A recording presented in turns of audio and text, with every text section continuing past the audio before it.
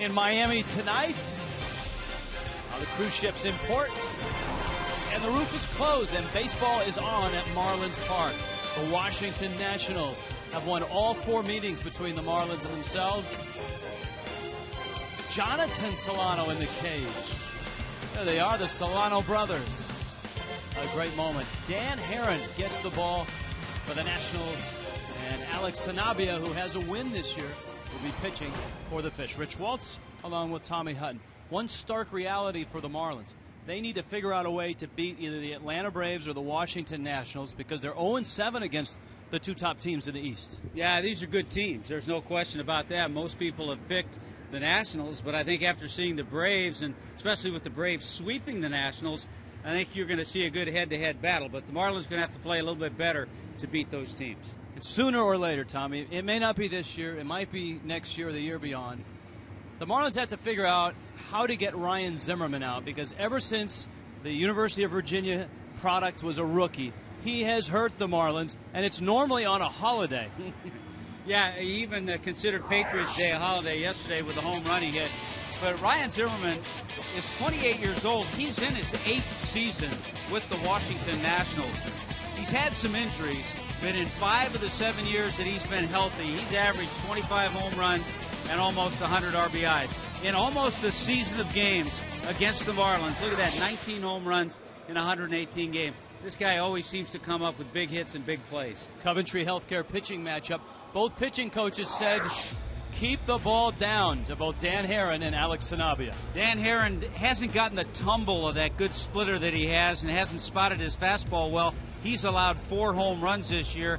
Alex Sanabia, he goes right after hitters. He's had 3 career starts against the Nationals with a good ERA in the 2s and a record of 2-1.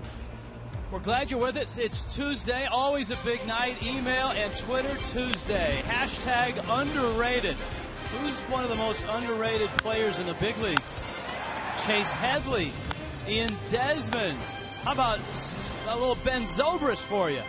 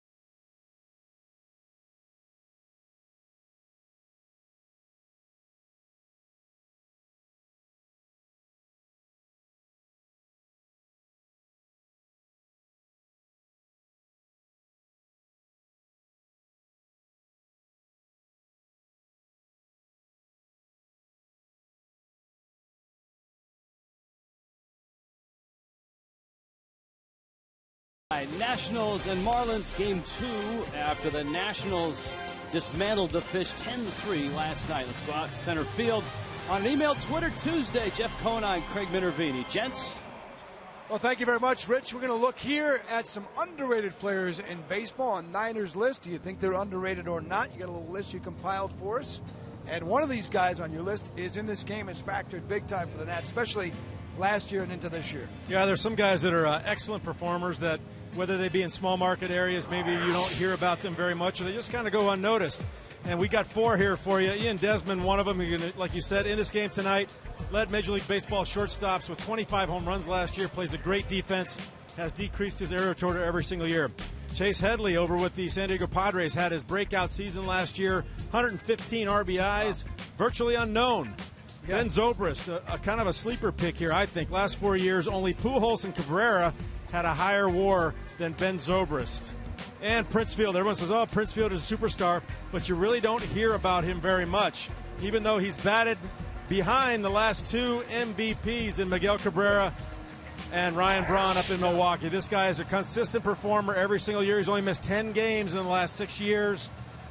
And I think one of the most underrated players in the game. All right, that WAR wins above replacement. For more tonight on what we got in store for you, let's go down to Allison Williams.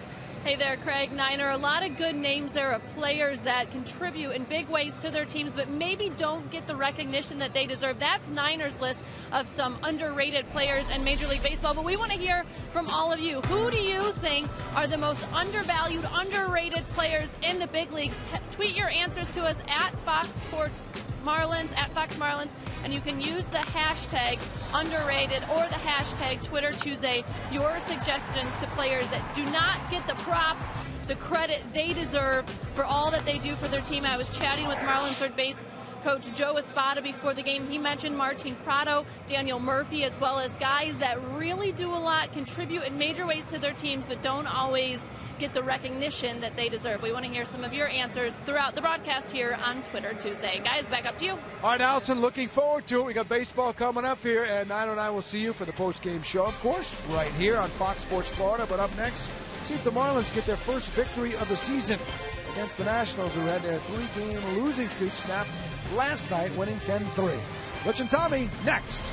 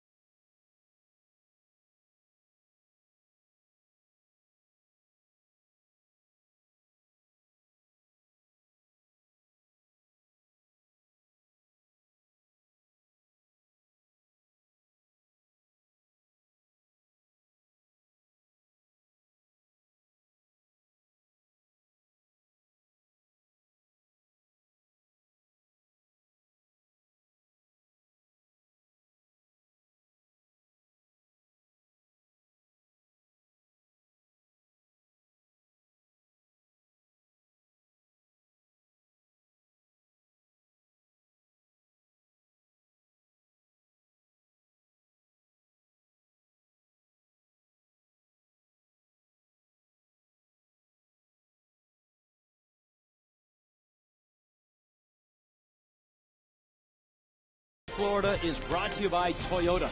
Let's go places. By AT&T, the new wireless receiver from AT&T UVerse. Visit AT&T.com/freeyourtv. Rethink possible. And by Just for Men Auto Stop Foolproof, Gray is over Miami. A gorgeous shot into Marlins Park. Here we go, Nationals and Marlins. Alex Sanabia getting ready to throw the first pitch. The Nationals lineup and their clubhouse racked with a little bit of flu-like symptoms, and it's taken a couple of players out of the starting lineup. Denard Span and Bryce Harper, they may be available to pinch hit later on. So Pinch a Penny brings you the first pitch, and look who's back in the leadoff spot. Jason Worth, who is the guy that ran through that spot before they acquired Denard Span to start 2013. Roger Bernardino, Ryan Zimmerman will follow Sanabia with a fastball that misses away, and it's 1-1. There are the numbers on Alex Sanabia, who in his career, if you look down at the bottom, has had some success against Washington. 3 starts against the Nationals, 2-1, a very nice 2.04 ERA. And we know when he's on his game, the changeup will materialize a lot. He likes to use that pitch, go along with a breaking ball, spots his fastball, not overpowering with it. His win was in New York against the Mets. His loss was against Atlanta in a ball game that got away from him. 5 innings, 8 hits, and 6 runs.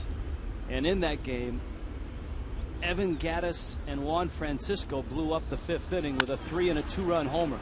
Worth smacks one into right field.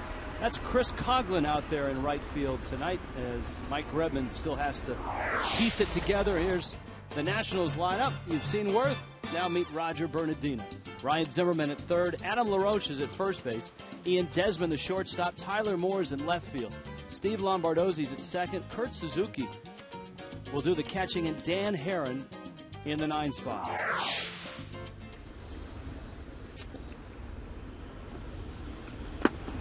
Now Bernardino.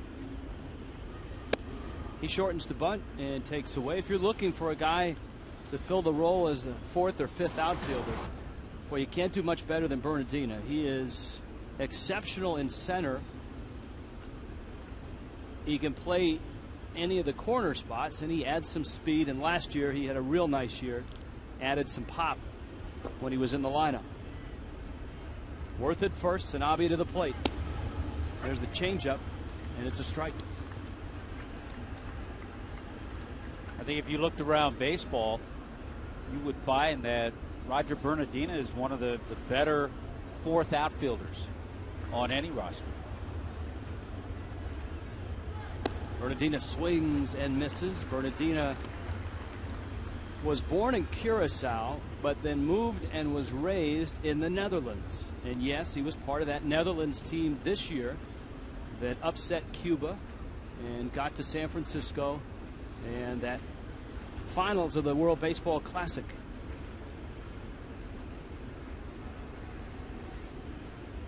Bernardino played center and hit third on that team. A 1 hopper. Solano has it, stumbles. Echeverria with a turn in time. That's a terrific play because Bernardino can fly, and Worth was on top of Echeverria when he made the pivot. Outstanding on both ends. On the play of Solano to get to this ball almost took him into right field. It was hit so hard. He scrambles. There's the flip. And then with the hard slide from Jason Worth, Danny Echeverria makes a strong relay. Watch this. Good footwork and the strong throw to get the double play on a speedy runner, as you pointed out, Rich. So 2 outs, and here is Zimmerman, and I don't expect Zimmerman to show up on the list of underrated players tonight. It is one of the themes we've got going tonight on a Twitter and email Tuesday. Because Zimmerman has plenty of accolades. All-star teams, gold gloves.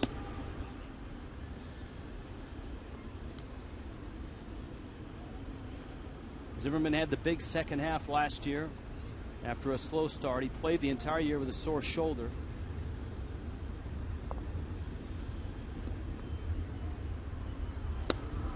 He swings and misses, but he was big last night. Saw the outset, the 2-run single and the 2-run homer in the first 4 innings. throws that changeup to righties and lefties. Good location on that one.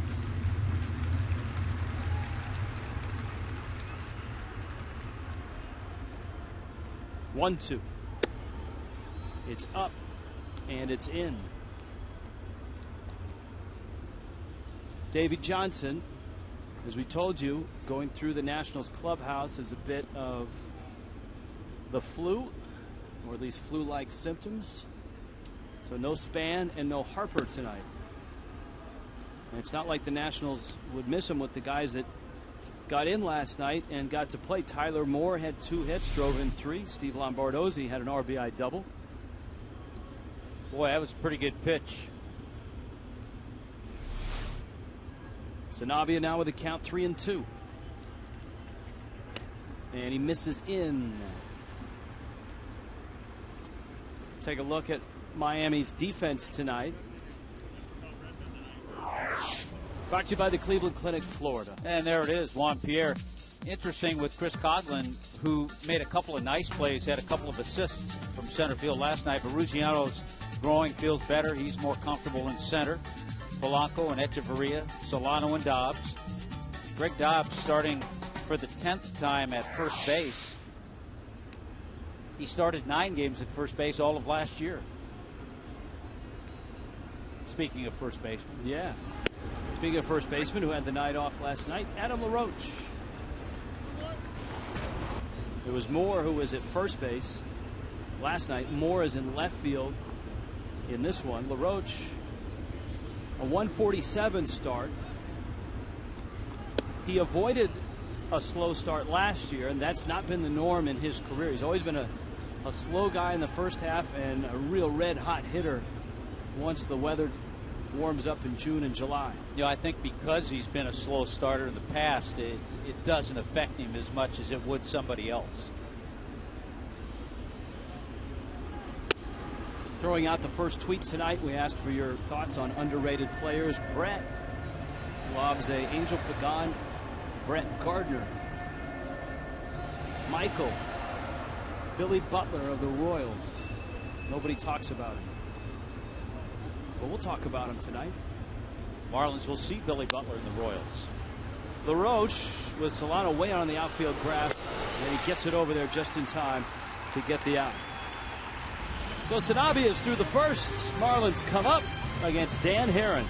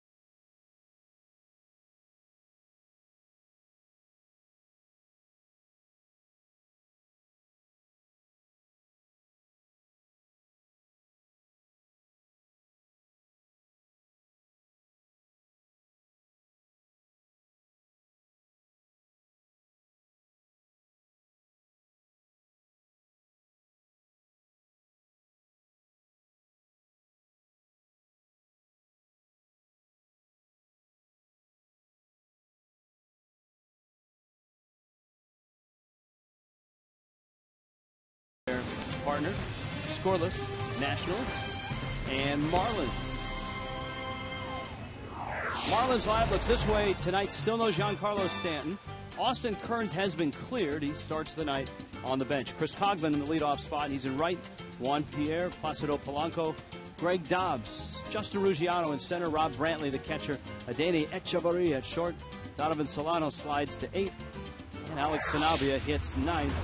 And they'll face Dan Herron, who is not off to the best of starts. You can see the ERA after 2 starts. Yeah, this guy's a seasoned veteran, though. He's won 120 career games. When he spots that fastball really well and gets the splitter working, he can be tough, but he's had trouble with both. And that's why he's allowed 4 home runs so far this year. Herron now 32 on a 1-year contract worth $13 million. And he's been involved in a lot of trades ever since St. Louis took him in the 2nd round back in 2001. He's had a nice run in Oakland, in Arizona, with the Angels, and this is the first year with the Nationals. And Coghlan swings and misses at a 2-0 pitch. It's 2-1. With Cogs swinging the bat pretty well, he moves into that leadoff spot. Juan Pierre will follow. Yeah, Dan Herron, you watch him, he has that hesitation in that delivery. Kind of lull you to sleep. Just caught the corner. Jerry Lane can kind of lull you to sleep with his strike calls. But a good veteran umpire. Coghlan sends this one to left field. Moore goes back, and he's there. Chris hit a ball almost the exact same spot in his first at bat last night. That was run down by Bryce Harper. So there's an out, and here's Cleveland Clinic Florida's Nationals defense. You got Moore in left, Bernardina in center, Worth in right, Ryan Zimmerman, Ian Desmond, Steve Lombardozzi, and Adam LaRoche on the infield, and Kurt Suzuki behind the plate. And again, Bernard Span and Bryce Harper under the weather for tonight's game. Here's Pierre. JP 1 for 4 last night. Herron pours in a strike with Polanco behind him. Dobbs hitting cleanup. Giancarlo Stanton still not ready to go and not available to pinch hit. At least that was the word an hour before game time. You know, the good news, and there is a little good news, is that Stanton did take batting practice today. And he did say that he felt better taking swings today than he did the last time he took swings. That was a little bit before the game he didn't play.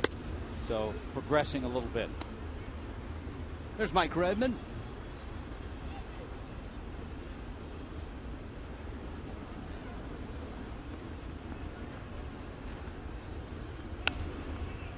Pierre jammed on a 1-2 breaking ball, and it stays at 1-2.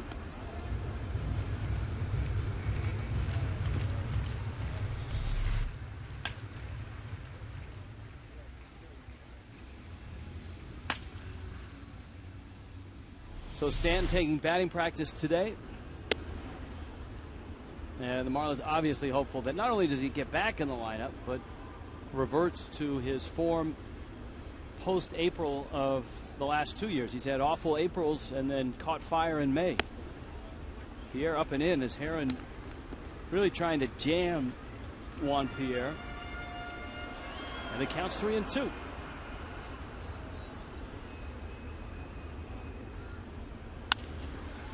Into right field, that's a base hit. And so Pierre is aboard with a single to right.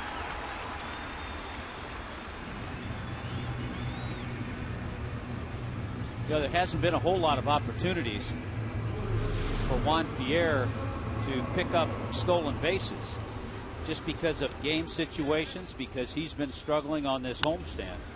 But here's a situation. Juan Pierre with 1 stolen base this year. He's been caught 1 time. Here's a situation you wouldn't mind seeing him try to get into scoring position.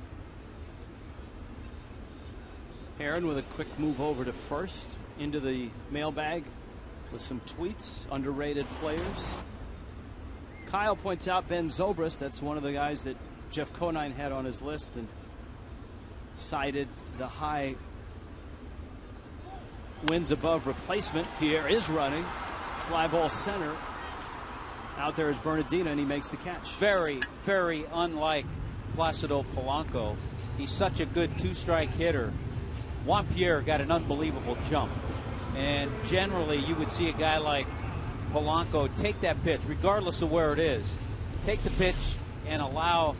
Look at JP. He was shuffling off. He had an unbelievable jump. And most of the time you're going to see Polanco take that pitch and let JP get to second base and then go from there. Now Dobbs is up, and JP had such a big jump. You wonder if with 2 outs he'll try it again.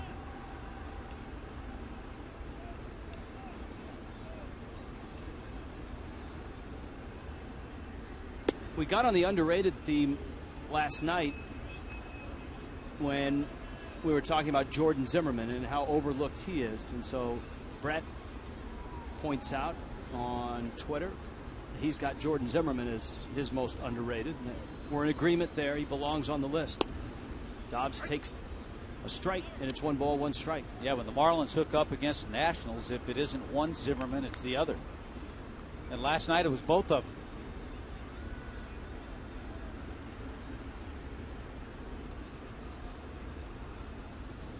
Pierre bluffs.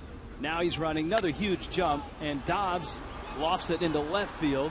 Moore comes on and makes the catch. Both times Pierre had great jumps, both balls in the air. And scoreless are the Marlins and the Nationals.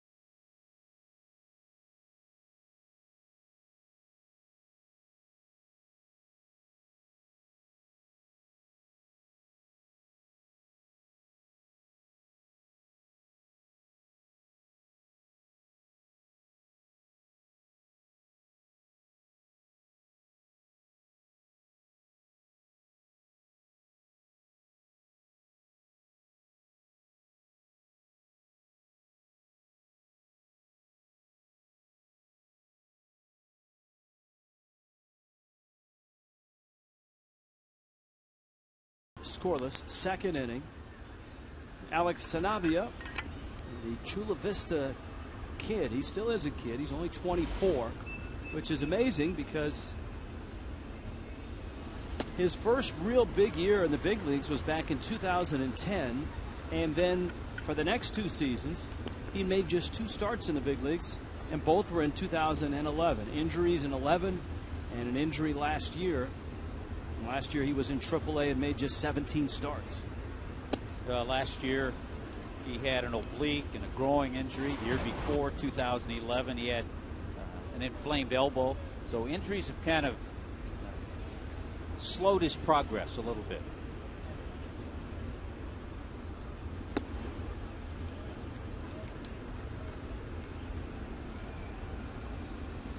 Two and one. Another treat we have for the kids tonight. Rob Brantley reading our promos tonight. So the Brantley family back in Southern California can kind of check things out. Rob had fun with it. Yeah, he's well, we'll find out. Remember, John Buck had the great, and it gives you a night off. Had the great Mikasuki caper when he read the promos. 2-2. Desmond lines it, and into the corner it goes. My goodness, Ian Desmond, the fish cannot get him out. He'll stop at second with another double. His 7th double of the season, his 3rd double already in 2 nights. And he's on our list of underrated guys, but you know what? An all-star last year. Pretty soon he's going to enter that area of being rated, not underrated. He's getting a little more known, certainly in the Sarasota area. But a great swing on a pitch out over the plate. 15th extra base hit the Nationals have against the Marlins this year already, and this is the 5th game they've played. And that's a leadoff double here in the second. Tyler Moore, Steve Lombardozzi, they both did damage last night. Moore drove in 3 runs. And he fouls a pitch back to the screen. Talked to Desmond a little bit before the game, and he said weekend series, a lot of his family and friends would probably be here, but he said, hey, they all have to work.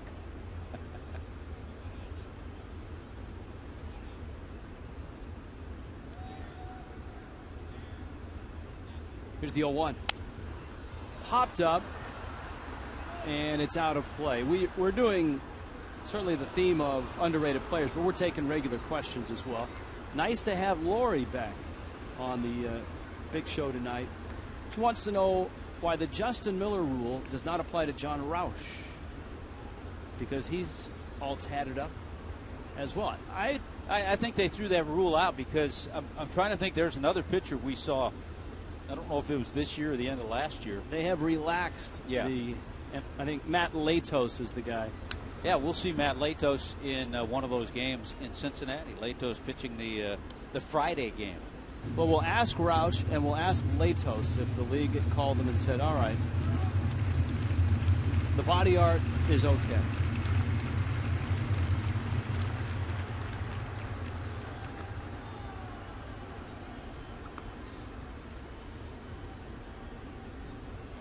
More battling Sanabia. Counts 0-2. And a breaking ball for a strikeout. Sanabia's first of the night. And speaking of first of the night, take it away, Rob Brantley. The next Corona Light Marlins watch party is coming up on Friday, April 19th at the New Hurricane Grill in Pembroke Pines. See your Marlins against the Reds at 7:10. Win prizes, meet Billy and the Energy Team. Take advantage of great food and Corona specials at the New Hurricane Grill. Visit marlins.com for further information. All right. All right. Good job, Rob. That was his first one out of the chute. We'll see how he does the rest of the night. Here's Lombardozzi. See, the guys who have, the veteran guys, have a little experience. I'm trying to think. I think John Baker did this maybe. Bake was good. They put the dark glasses on.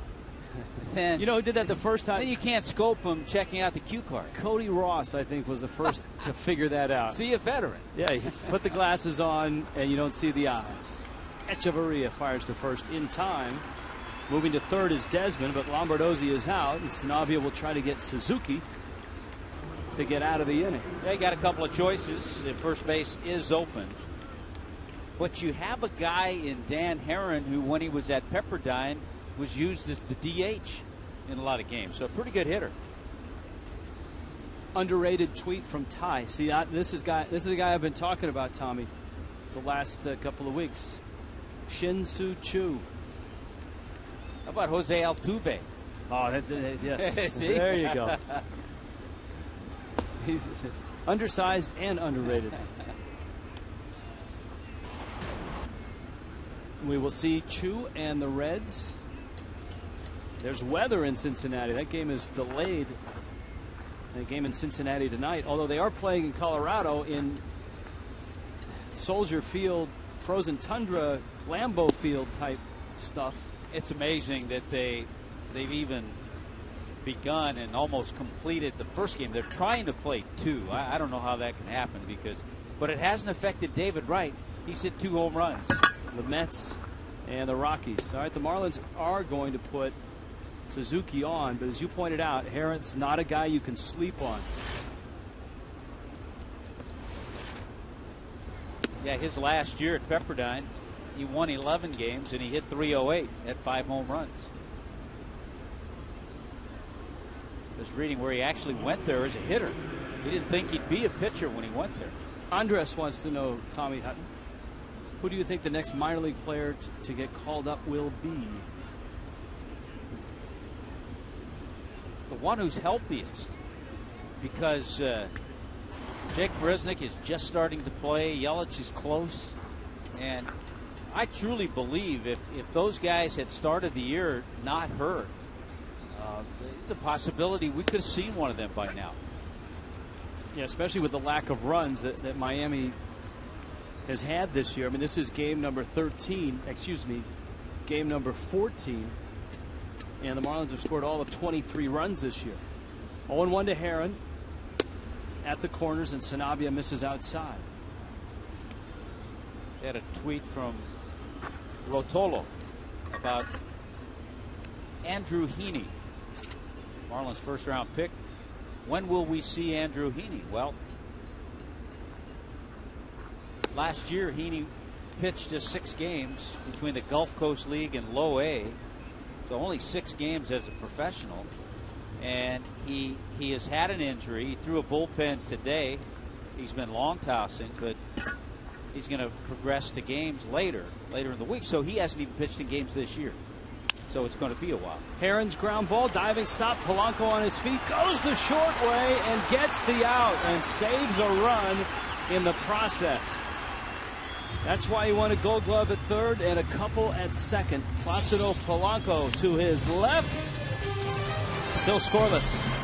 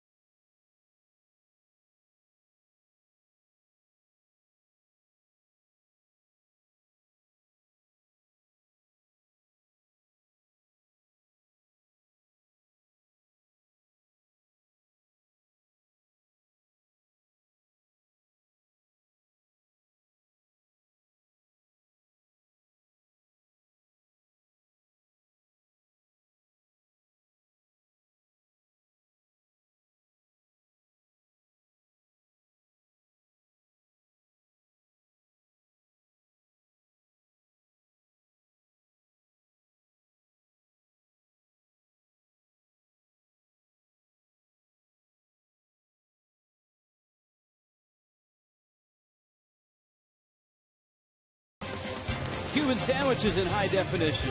Brought to you by H.H. Gregg. I know you and I, Rich, are already anticipating and trying to figure out the rotation as to the next time Jose Fernandez starts at home. At home? Heck, what about the road? I mean, you don't think we can get a Cuban sandwich in Cincinnati? No. We can go to Montgomery Inn and get some ribs. Skyline chili? Get some Skyline chili. Some Grater's ice cream? Not quite sure what we'll get in Minnesota. Justin Ruggiano, Rob Brantley, and Danny Echeverria against Dan Herron on an email Twitter Tuesday tonight. Rich Waltz, along with Tommy Hutton, our social media contessa, Allison Williams, is with us tonight. Craig Minervini, Jeff Conine along for the ride. Ruggiano tries to bunt, fouls it off. Counts 1-1. Scoreless ball game here. Miami and Washington. Underrated players, a theme tonight. Mike Moustakas of the Royals from Brad. Elias goes with Chris Capuano. Getting a chance now. Capuano started the season, believe it or not, a veteran who's had a nice career in the bullpen, but now with Zach Greinke on the disabled list, the Dodgers are able to move Capuano into the rotation. 12-year-old Ben from Boca wants to know, Tommy, would you rather start a franchise with Giancarlo Stanton or Bryce Harper?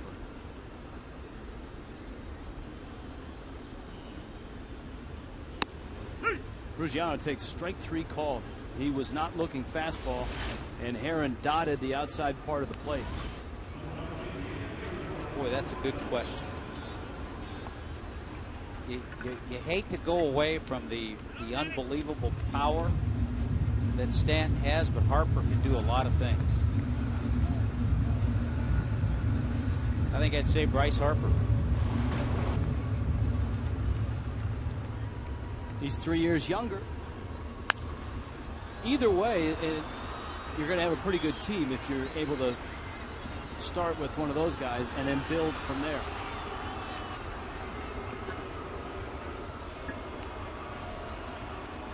Dave, please don't let Rob Brantley read another promo. That's pretty harsh, Dave.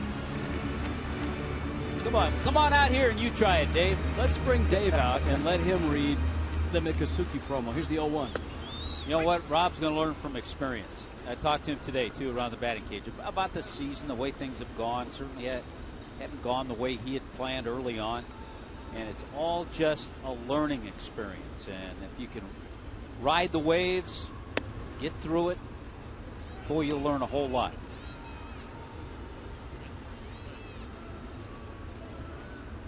One and 2 to Brantley.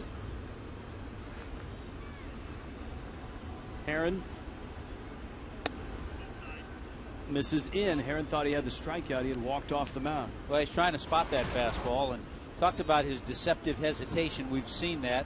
The splitter, any time, it kind of tumbles, and he'll cut his fastball. He's been a quality pitcher. I mean, he's had 12 or more wins 8 times, 30 or more starts on 8 different occasions.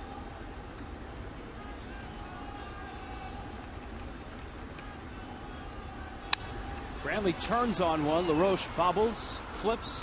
Herron is there in time for the out.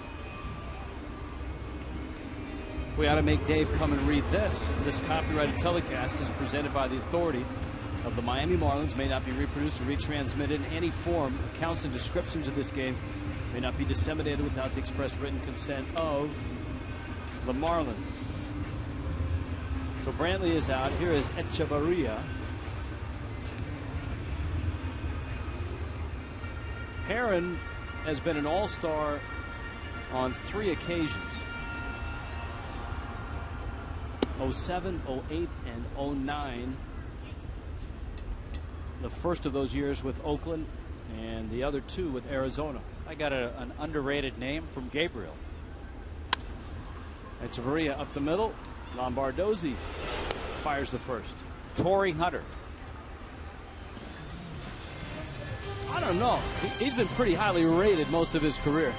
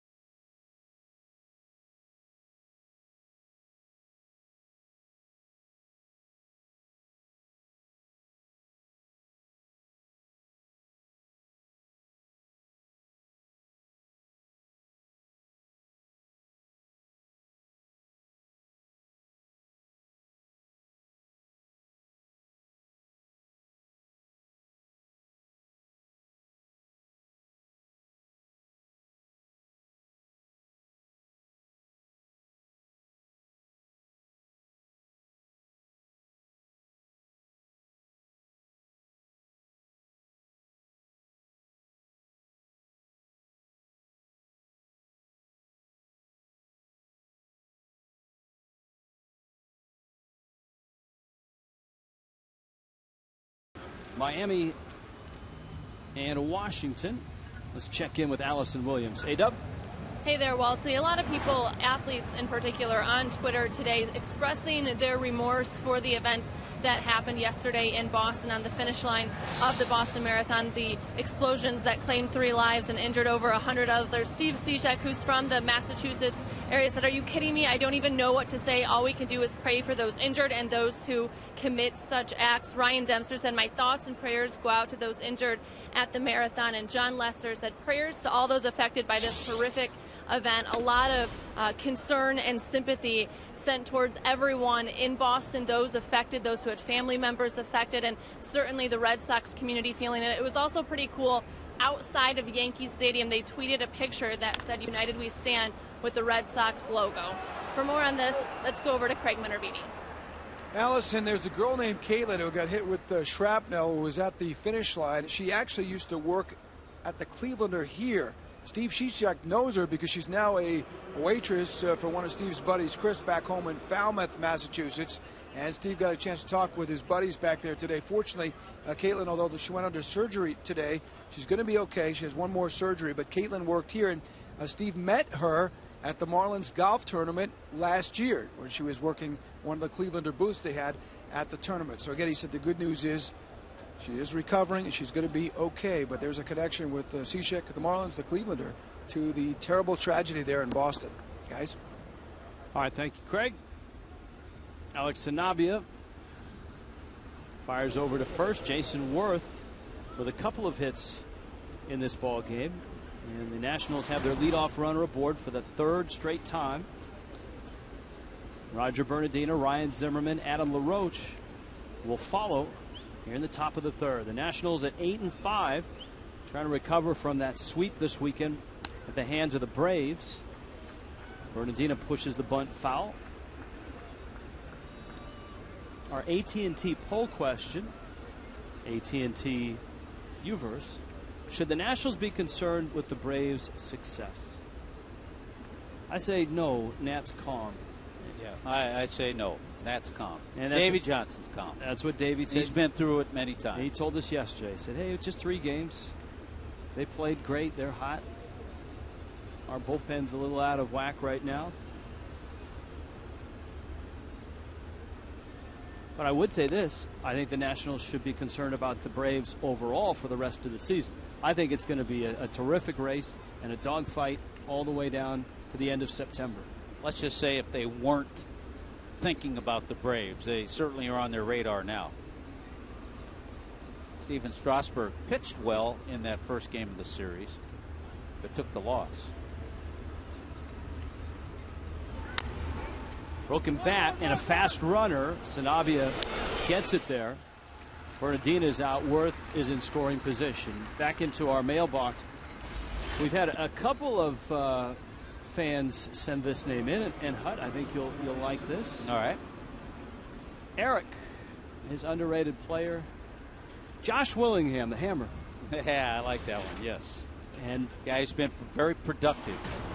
Yes, he has, and he's on our radar because we get to see him on the next road trip. We'll see the Hammer in Minnesota. Maybe we get the Hammer to read the promos. I think he did that once and did a fine job at it.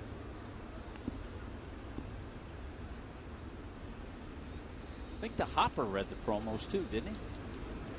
Hopper was terrific. You know, getting back to the tragedy in Boston, I thought one of the interesting notes I read today, the Yankees are going to honor that whole situation at Fenway Park tonight. The Yankees are at home at Yankee Stadium. The Red Sox are on the road. But at Yankee Stadium in the 3rd inning, they're going to sing Sweet Caroline, which is kind of a tradition at Fenway Park. That's a very... So to show their respect, yeah. Very nice touch. The Yankees in interleague play tonight against Arizona.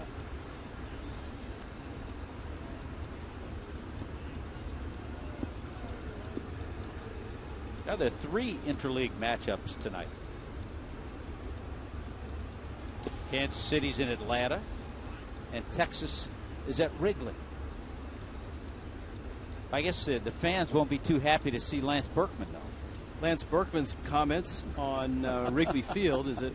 What did he say? It's the worst baseball environment. He said they ought to blow it up. I mean, there's a lot of players that feel that way. There really are. He just said what you're right. What a lot of players He has the think. guts to say. And he has done that in the past. He said some things in the past. But I don't think he's going to get many cheers tonight at Wrigley.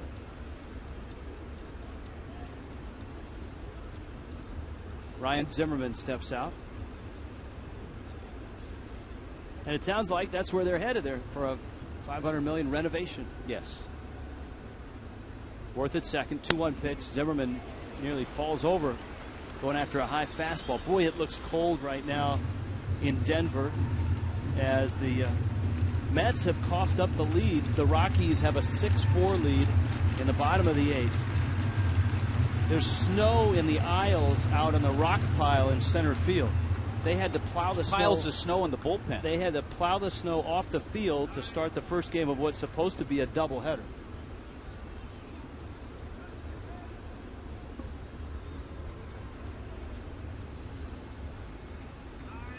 Zimmerman, Brantley calls time. He and Sanabia want to make sure that they have their signals aligned with Worth at second, a veteran player.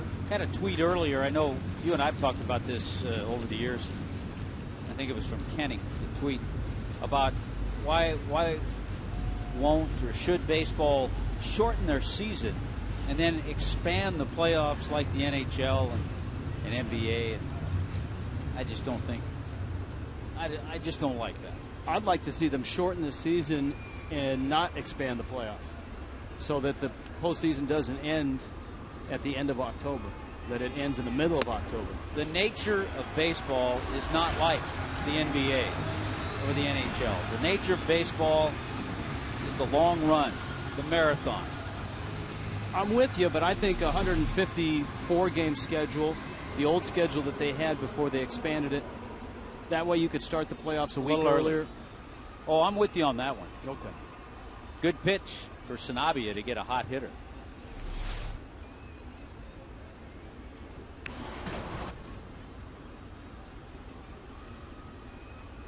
Here's LaRoche. The shift is on. Solano in shallow right field. And LaRoche found him with a ground ball back in the first. Sanabia whips one up and misses away. What are your thoughts on Alex Sanabia so far?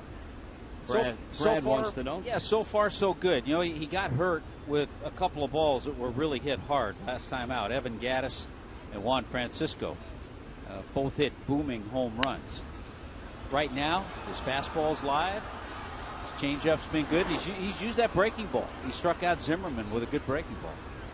We had a Cincinnati tweet or email a while back. I've got to go find it. A fan that's headed to Cincinnati wants to know what to eat, where to go in Cincinnati, and then that fan is going on to Cleveland, Progressive Field. They try to get to the Montgomery Inn and have the ribs. Yes, that's a must. That's a must. And take a picture of yourself when they put the bib on you. Yeah, it's okay. Don't be embarrassed. Take the bib. Now, I think the last time we were in Cincinnati, they had a huge cornholing festival. Right in the plaza. Yeah, right in the plaza. Outside the hotel.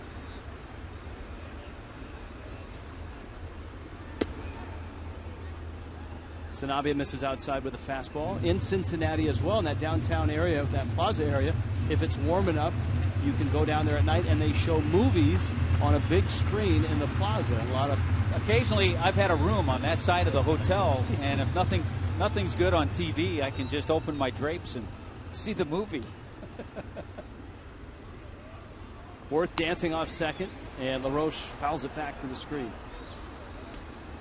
Shouldn't ask this with 2 outs, but we'll get to it. If not this inning, it's next from, inning. I know it's from Chris Coast, right? That's from Elias. Yeah. Wanting to know which city and ballpark as we travel do we enjoy going to the most.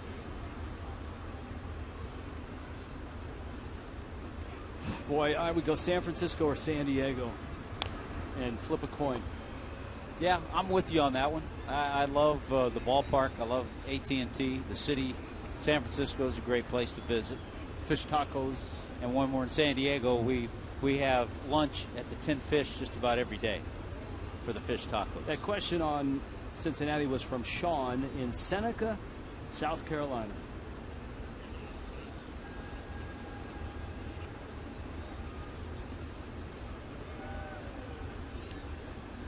We'll see you in Cincinnati, Sean.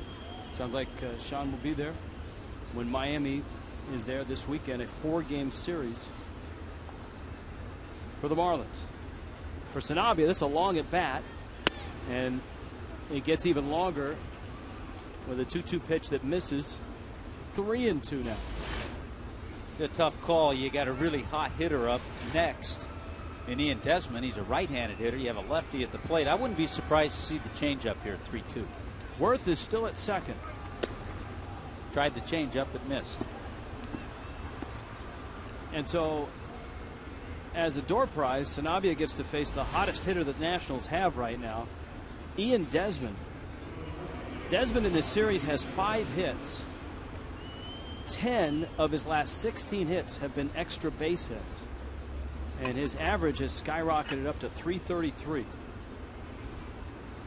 doubled in the second.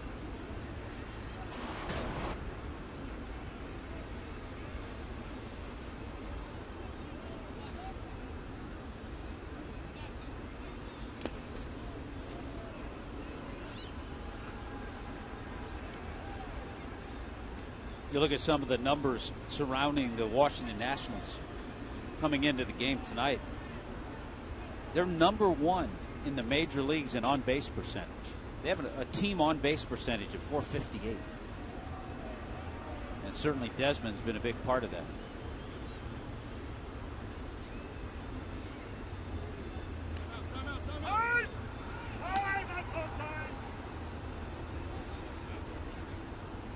I think Desmond was asking for time. Jerry Lane reiterating that he called for time. I think you could hear both. See, Desmond did the right thing. He's saying timeout, but he didn't change. He stayed right in there in case he didn't get the call. And I think that's why the Marlins bench was questioning that. They probably didn't hear Desmond, but we clearly could.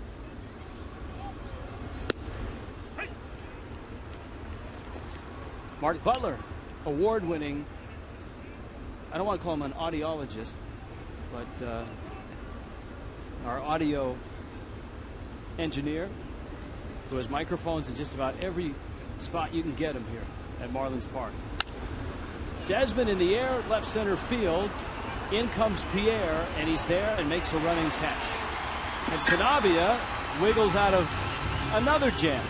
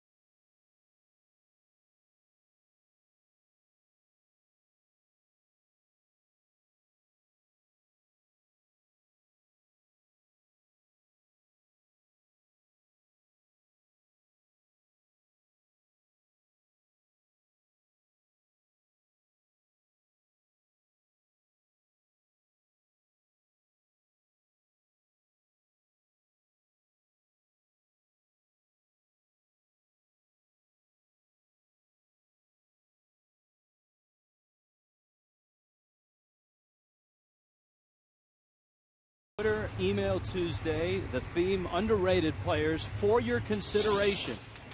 How about Billy Butler? Marlins will see Billy Butler. You see the numbers from last year. This year, Butler is off to a .257 start with a couple homers and 11 RBIs. Tommy Hutton, this guy has been a doubles machine. He had 51 doubles in 09, seasons of 45 and 44 doubles as well. And the Marlins will get to see those Kansas City Royals and Billy Butler this year. Marlins travel to Kansas City in August. It's our first chance to see the renovations that they've made at Kauffman/Royals Stadium. We were there in 2007. They were just starting that makeover in preparation for the All-Star game they had. So August 12th, 13th, and 14th, we will be in Kansas City. Donovan Solano foul tip. It was caught by Suzuki. And that's a strikeout for Herron, his second. Alex Sanabia, now Chris Coghlan. Here in the third, Herron has been smooth sailing in this one. Yeah, it looks like he has what they had told us he had not had the first couple of starts this year, and that's a little better command of the fastball and the split. And he gets Solano to chase that there. Drew throws out a name of an underrated player, Jason Kubel. It's a good one.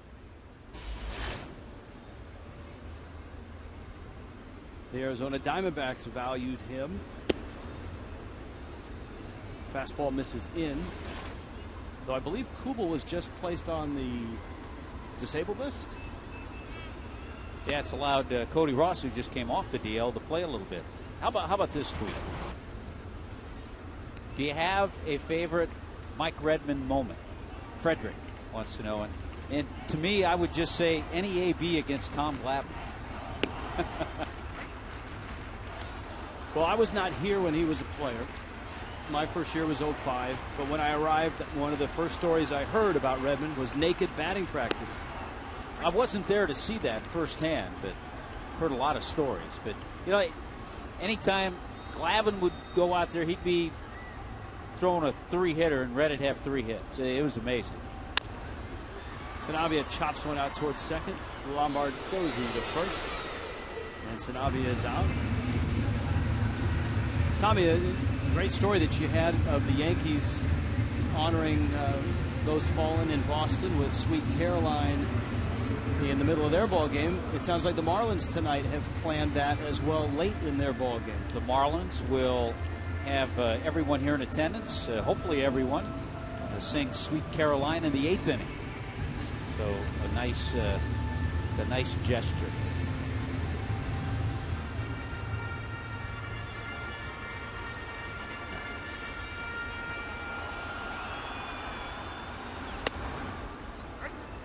Herron throws a strike.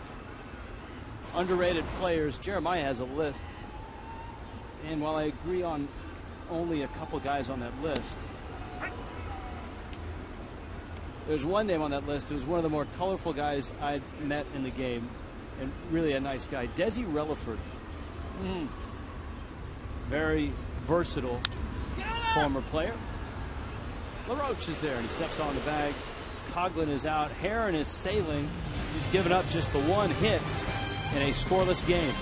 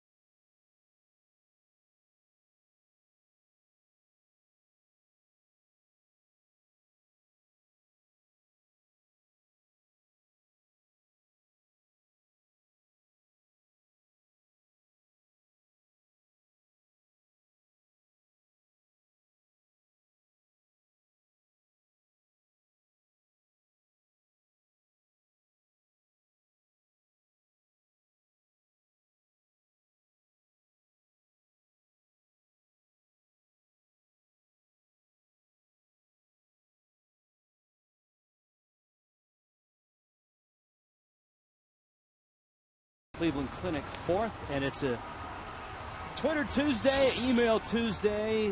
Game Connect is where you can go. If you want to email, Fox Sports Florida is where you log on, click on Game Connect, and then find Ask the Broadcast and shoot away. Or on Twitter, at Fox Marlins. Hashtag underrated if you want to join in the theme of who's your most underrated player, the guy that you admire the most in the big leagues. As we arrive here in the 4th, Tyler Moore, Steve Lombardozzi, and Kurt Suzuki against Alex Sanabia. And this is vintage Sanabia, in trouble every inning, out of trouble every inning. Yeah, the good and bad news. The good news is there's no score. The bad news, he's gotten that pitch count up to 60. Tommy was wondering if he could get a Cuban sandwich on the next road trip. Here's the 1-1. And this tweet from Barb Hand, who says you can get a Cuban at Tony Oliva's stand at Target Field. See you there. I think that's Brad Hand's. I'm not sure if it's his mom, his sister. Well, you know what? As we try to figure out the starts, it's a good pitch. The starts of Jose Fernandez. Jose's going to start Thursday. The first game of that series in Cincinnati, which means he will start Tuesday in Minnesota. We're in. So we're in for the Cuban sandwich. Cuban sandwich at Tony Oliva's at Target Field. Outstanding. And what a great hitter Tony Oliva was. And a nice pitch by Alex Sanabia. Tyler Moore struck out twice. Here's Lombardozzi, who's bounced out.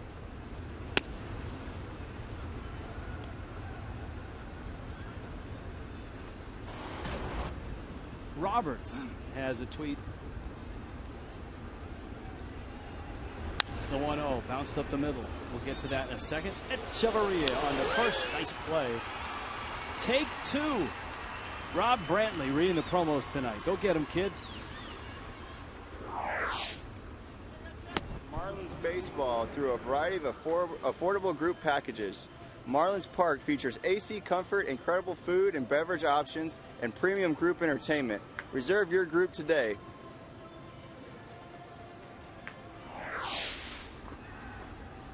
That, work in progress. He's getting there. In fact, Dave, who hammered him earlier in the show, says, love you guys, keep up the good work. P.S. I do so much worse than Rob, and I know it. I like this underrated. I know you will too, Rich. From GR3 Greece. Underrated, Rojo Johnson. Yeah. I believe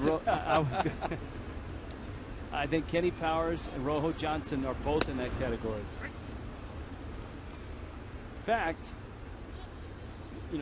last night the 10-run reel should have been employed, but has not been activated yet.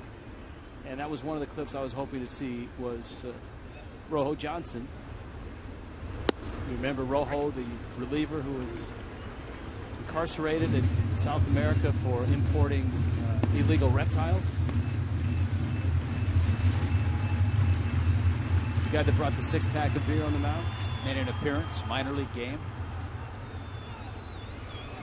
Suzuki pulls one on the ground, backing up Polanco. Sets, throws in time. And how about that? Alex Sanabia, a 10-pitch inning. 1-2-3 go the Nationals. Still scoreless.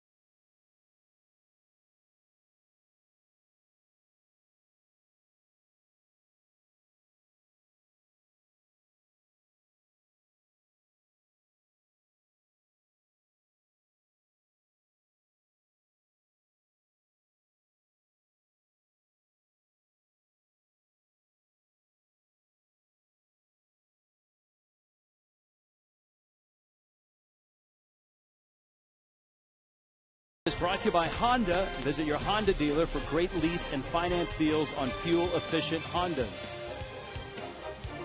And by Checkers. Feast on. Night falling in Miami. And tonight on an Email Twitter Tuesday, Rich Waltz, Tommy Hutton. Who has the best handheld device? Cleveland Clinic fourth. Dan Heron has the best stuff, it looks like, tonight. I just came up with our favorite tweet of the night, Rich, so far, from Mark. All right. Talking about underrated. Mark tweets, Rich Waltz and Tommy Hutton, underrated broadcasters. The way the season has gone, the ratings have not been the best, so that might be accurate. Here's the 1-0. Pierre out in front pulls it foul out of play, but we do appreciate anytime we can get on the list with Josh Willingham and Jordan Zimmerman. Oh, yeah. Hey, and I agreed with you earlier. I think we had an out and the inning ended with the Torrey Hunter comic. And Torrey Hunter's won Gold Gloves, and yeah, he's been a top player, so I wouldn't consider him underrated. You can't be underrated if you've been highly rated. Yeah, and he has been. And we haven't been. So I guess we're on the list.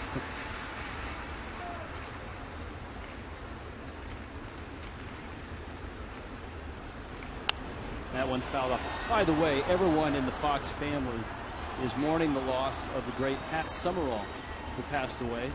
Summerall, of course, was such a presence in the NFL package with Fox. He and John Madden for many years were a staple on Sundays.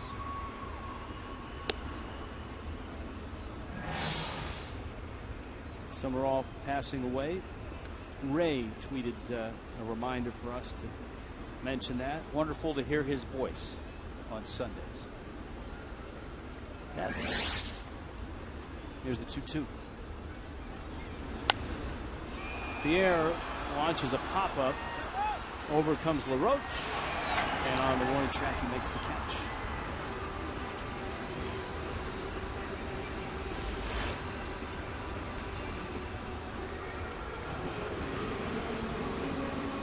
We have had a few questions on front office and payroll and such. Tommy and I are ill-equipped to handle any of those.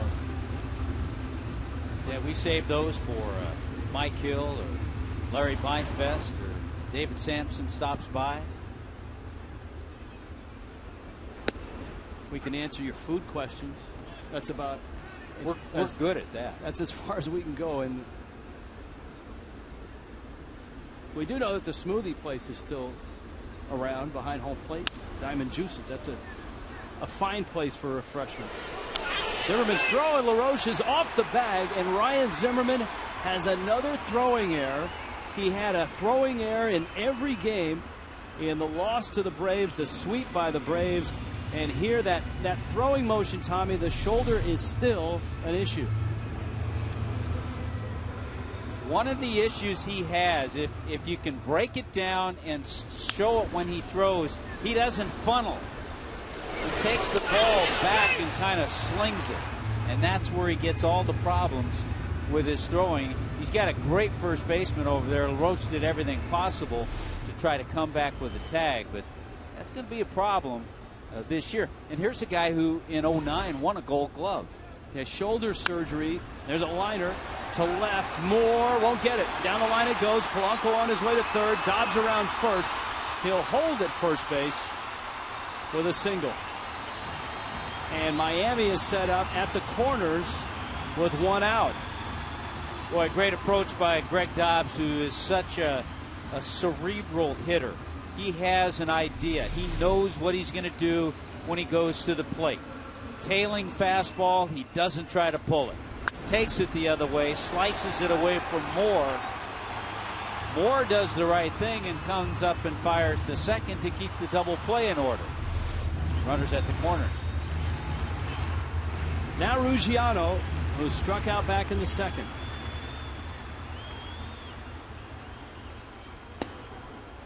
And Heron misses down low with a breaking ball. The Marlins last night, of course, they've struggled for most of the year, but last night with runners in scoring position, we're 4 for 7. Herron trying to get Ruggiano to go out of the zone. And now it's 2-0. Joe Espada with Polanco at third.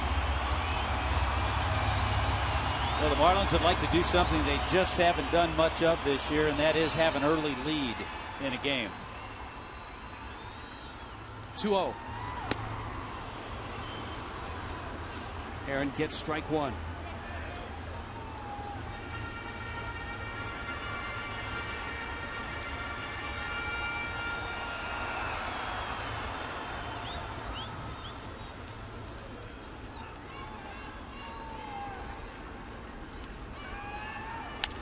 Ruggiano into left center field. Moore is over, and it falls in front. Polanco will score, and Miami has a lead.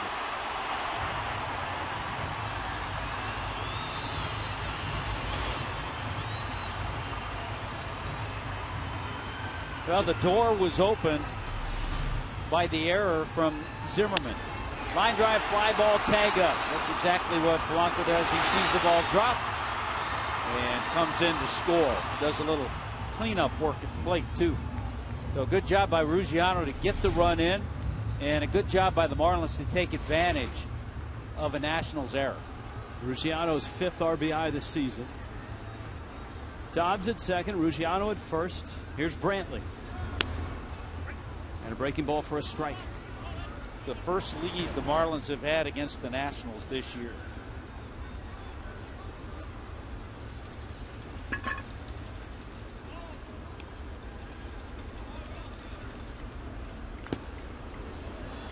Brantley fouls it at the plate.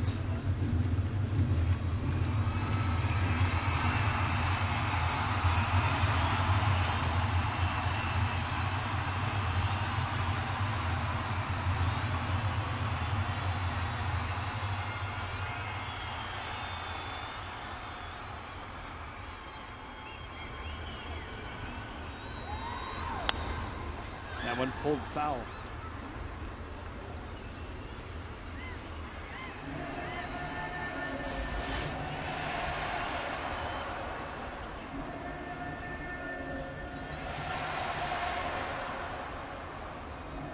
Stephanie says, I think you guys ripped off my Billy Butler suggestion without a shout out. Well, he was in the format, actually. Yeah, we had actually built that, as we say in the business. The guys in the truck built that in the format. That one fouled, out of play. How about Noah throwing out a Brad Ausmus? Here's the best one of the night, underrated, from Sean. The first responders at the Boston Marathon.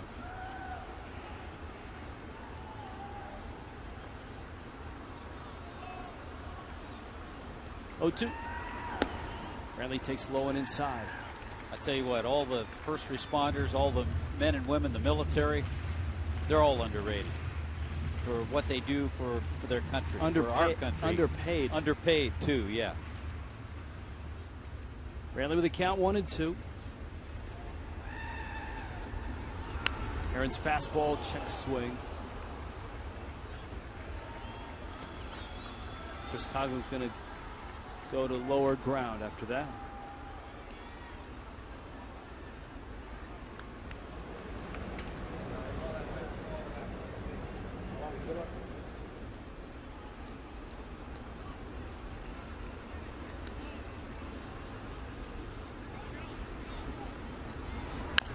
Brantley, a chopper slowly hit Herron to the bag, and he'll tag Brantley out.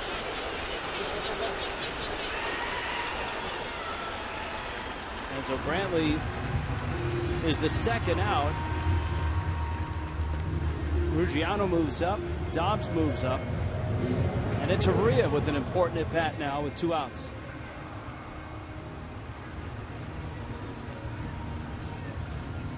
Been a tough homestand for Hechavarria. He did have a big triple the other night, but looking for his first RBIs of the season.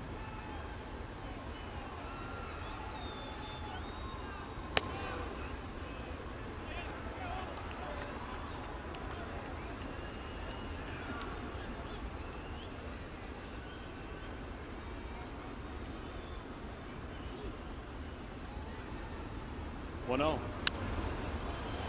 Foul back by Echeverria. Patty wants to know, why did you and Tommy get your own Twitter accounts? We do? Yeah, well, she wants to know why. Or why we did. Adoring public? Not really.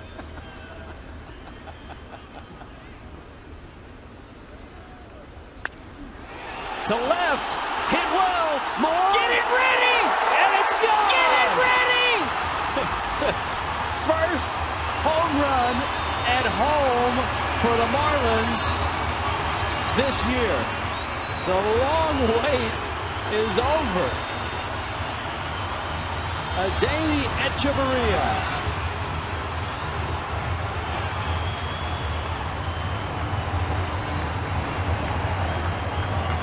Great to see Echeverria come through with a huge base hit. He got those RBIs. He added a home run. And he lit up the sculpture. First day as a 24-year-old. Adeiny Echeverria. Just his third home run in the big leagues. He hit 2 last year in 41 games with Toronto. You know, we mentioned earlier the home run ball has been hurting Dan Haren. That's the 5th home run that he's allowed. There's the swing. Pitch was up. And I'll tell you what, there was no doubt about it as soon as he left his bat. That livened things up in the Clevelander as if it needs livening up. Here's the 0-2. You know what? That livened things up in the dugout, too. That's good to see.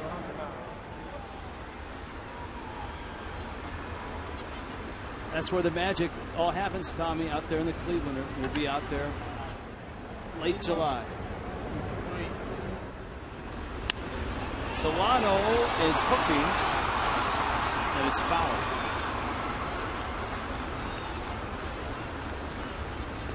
Oh, and 2.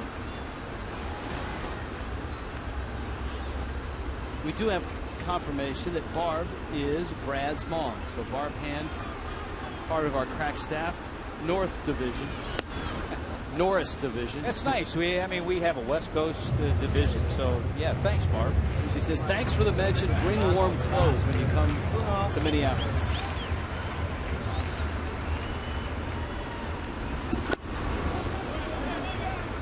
Aaron's pitch count has gone up considerably this inning. He's up at 69 pitches. And now he has passed Alex Sanabia, who's at 68. Solano fights off another breaking ball.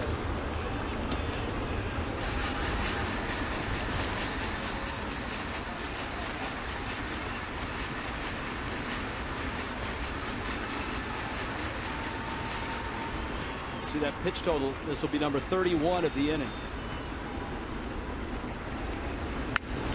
When you think about the damage that the Zimmerman errors did in that sweep at the hands of the Braves, remember that on Friday night, I believe it was a 9th inning throwing error, allowed the Braves to tie it, and then they won it in extras. His throwing error on Saturday opened the door for, was it an Evan Gattis home run? Mm-hmm. And here it opens the door on what is a 4-run inning. By the way, a quick shout out to Brad Hand, who's in New Orleans, AAA, off to a 2-0 start. In 11 1/3 innings, has yet to give up an earned run. That'll make Barb happy too.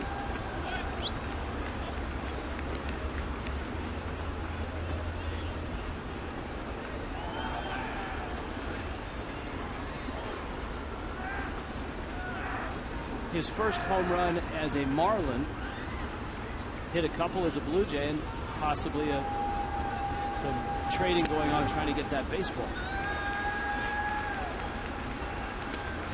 Yeah, first as a Marlin, first National League home run, and the first Marlins home run this year at home. There will be a brief ceremony between innings, Tom.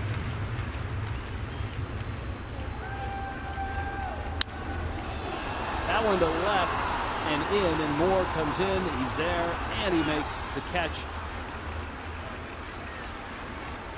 Big inning for the Fish. Adeiny Echeverria with a 3-run homer, and Miami has a 4-0 lead. And we're back with more after this sports injury prevention message from Cleveland Clinic, Florida.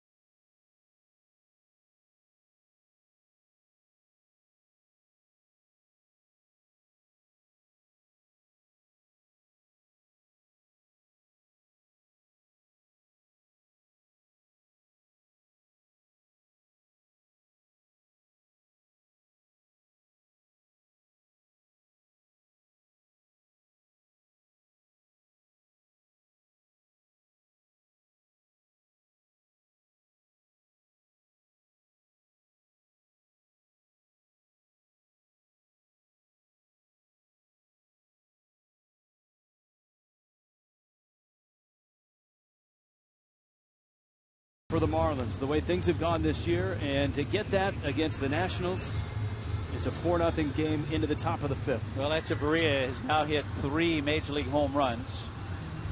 The one most recently, Dan Herron. The other 2 guys hit one off Phil Hughes and John Lester in the American League.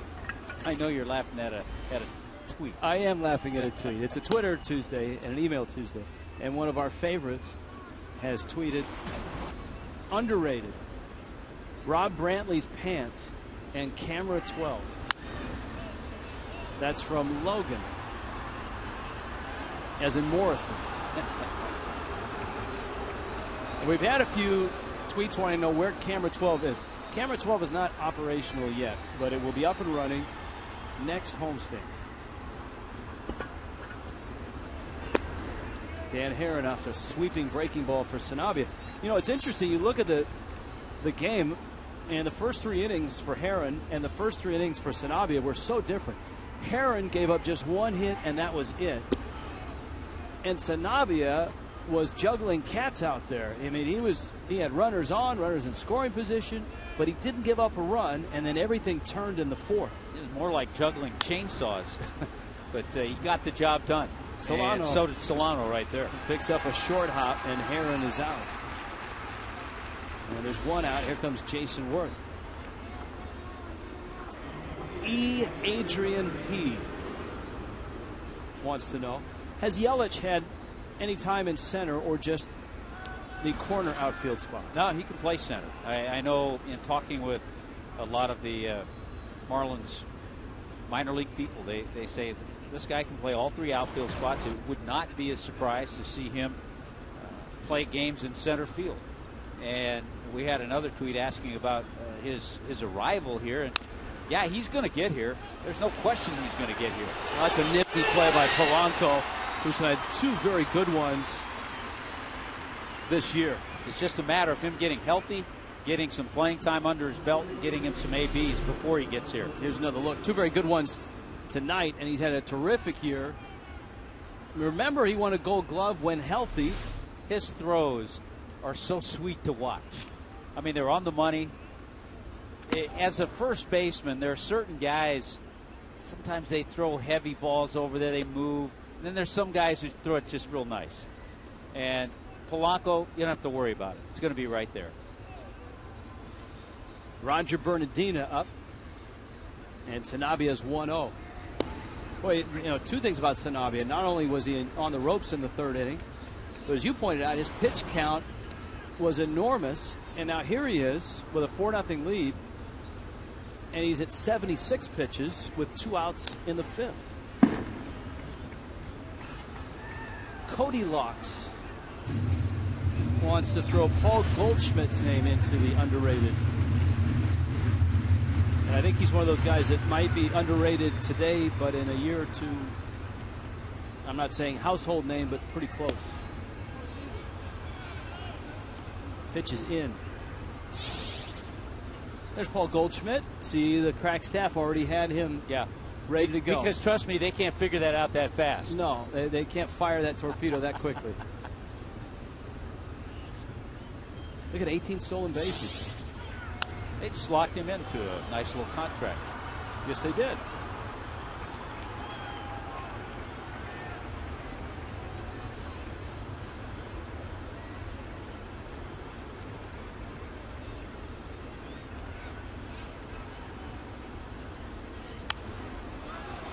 Bernardina fights off another pitch. Just for Men auto stock foolproof stat. Ryan Zimmerman in 118 games against the Marlins, 19 homers. 11 homers have tied a game or given the Nationals the lead. And the Nationals are 12-6 in the 18 games in which Zimmerman has homered. And he's on deck, hoping for a shot and a little redemption after a throwing error opened the door for a 4-run 4th.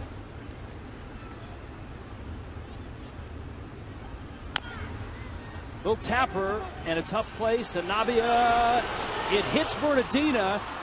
I think he's out. Yeah, he is. Home plate umpire Jerry Lane making the call. He was inside the first baseline. The ball hit him, and Bernardina has been called out. The inning is over. It's another 1-2-3 inning. Sanabia has retired 7 straight. Davey Johnson's coming out to argue. We'll let you at home make the call in slow motion.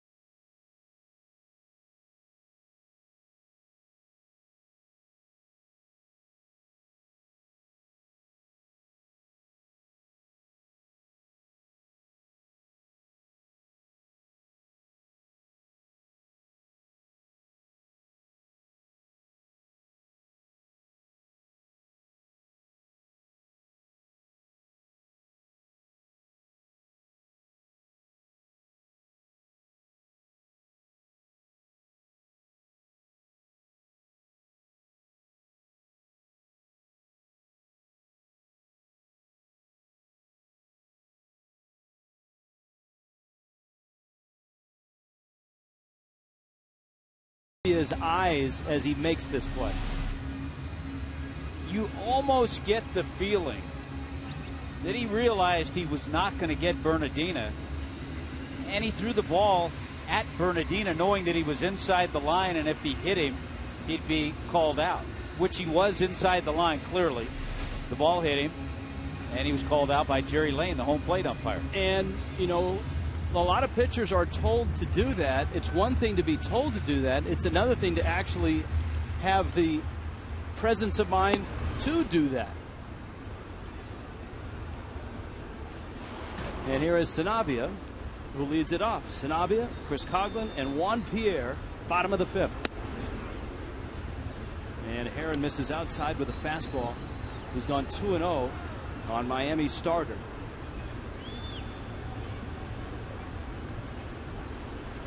That's kind of interesting. The ball club's in a position now for Mike Redmond that they've not been in. One time, the 7 runs in the win against the Mets. And so now Red has to. Sanabia, right field, base hit. It's his second career hit. He came into that at bat, 1 for 29. So now Red has to plan ahead, think ahead at that bullpen, and set things up in a winning situation compared to what he's had to do over the during the 11 losses, which is a welcome relief. Yes. Great shot. Great work in the truck. Love that slow-mo look.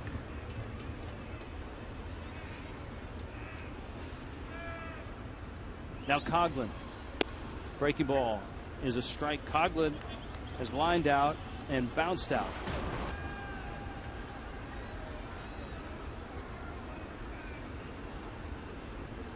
All 4 runs the Marlins scored unearned. Coghlan drives it to right. Worth, though, has a track on it and makes the catch at the warning track. So there's an out, and here is the social media Contessa herself, Allison Williams. Hey guys, I am here with Brian, who has his 2 sons. Brian is the one that made the awesome catch on the Echeverria home run. First home run here at Marlins Ballpark. They're doing some bartering for the ball right now. It's a high-priced souvenir as we speak. Brian, first of all, how'd you make that catch? How did I make that catch? I just saw it coming towards me. I wasn't sure if it was going to make it all the way. And at the last minute, he ended up being in front of me, and I just happened to put my hand back, and it just fell right in my hand. Pretty good grab. Yeah. You've got your family down here. Tell us where you're from and what brought you out to the Marlins game. We're from Kitchener-Waterloo, and we came down to actually do a Disney trip, and then ended up in Orlando for that. And my son loves baseball, so we decided to come down to Miami's game. That's how we're here. And Waterloo, that's in Canada, right? That's right, yeah, Canada. What do you think about the Marlins ballpark and your time here? You had some pretty good seats, I'd say. Yeah, this is awesome. I just went online and found these seats here, just randomly chose them. I was actually bartering between this and Tampa, and we decided to come here, so I'm glad we did. I bet so. Jacob, what do you think about the fact that your dad was able to snag you guys that home run ball? It was cool, and it was coming really fast, and it just happened. You've got the glove, but he made the catch, huh? Yeah. Barehanded, pretty impressive. You guys enjoy the rest of your time here in Miami at the ballpark, and congrats on a great catch. Thank you. Rich, Tommy, back up to you guys. That's great. That's good stuff. You know, the crack staff and our fans and the kids at home are pretty quick to catch on. Chris sends a note and a link saying, made a nice catch when I went to a game, and no love from you guys. And he sends the YouTube clip of his catch. If you know what, if Allison were here that night, Chris, she would have come out, and it probably was it a significant home run? Now I'm going to have to watch the clip on YouTube. Herron with a count 0-2. Placido Polanco. Couple runners aboard. Ooh, that you could hear the double sound. That was Suzuki getting hit by the backswing on Polanco. He's all right. Counts 0-2. Both of Alex Sanabia's career hits have been against the Nationals, too.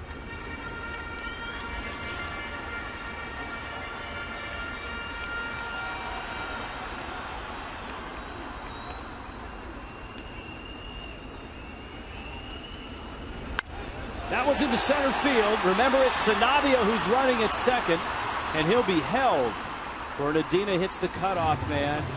Polanco has singled, and the bags are loaded for Greg Dobbs. This is vintage Placido Polanco swing. Little inside out line drive. I know the run didn't score, but it's a hit with runners in scoring position. He's 5 for 9 now this year in those situations. Now Dobbs, Steve McCanny, the pitching coach, for the Nationals on his way out. We clean up a few emails and tweets. We had Billy Butler as underrated. We showed you his numbers and Chase ads, and it's a good ad because during the break we were throwing it around and I forgot to slide it into the Billy Butler capsule. He has a great nickname, Country Breakfast.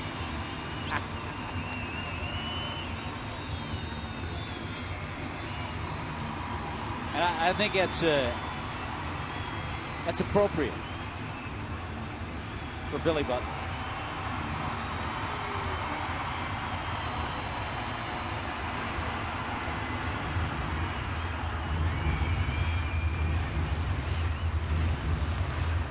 Bases filled with Fish, Sanabia, Pierre, Polanco. Dobbs takes down low. Ball kicks away, but not far enough. Remember, you got a starting pitcher at third base. Although Sanabia is not your normal starting pitcher. If Espada said go, he'd be blazing down the line.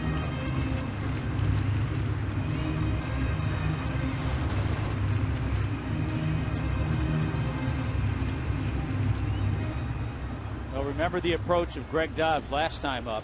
That's why you didn't see that pitch out over the plate. He had a pitch out over the plate, fastball, and he lined it into left. Foul back out of play.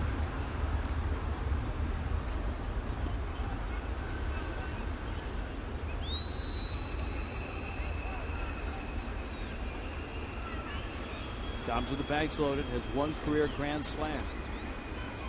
And it's the first time he's had the bases loaded this year. I don't have the numbers right on hand, but I would guess for the Marlins, this is one of the few times they've had the bases loaded this year. In fact, John Chimchuk, who is the leader of our crack staff, says this is the 5th time. I mean, he didn't hesitate. No. He had that right there for you. There's the Greg Dobbs stat that we kept last year. Aaron misses in. This at bat could really crack it open, or if you're the Nationals, this at bat could keep it at 4 runs. You got Ruggiano on deck. Bags loaded, 1 out. Bottom 5. And it's in. You saw Herron walk off the mound and then roll his head. Probably not endearing himself to Jerry Lane. The pitch was well in. Yeah, and a good take by Greg Dobbs. He looks locked in. See what he gets. 3-2. Breaking ball. Dobbs jumped it, but a little early, and he pulls it into the seats. That's that little slider cutter that Herron has. He also has the ability on this 3-2 pitch to go with 2 or 3 different pitches. I mean, he's not the kind of guy that you're going to see a fastball for sure.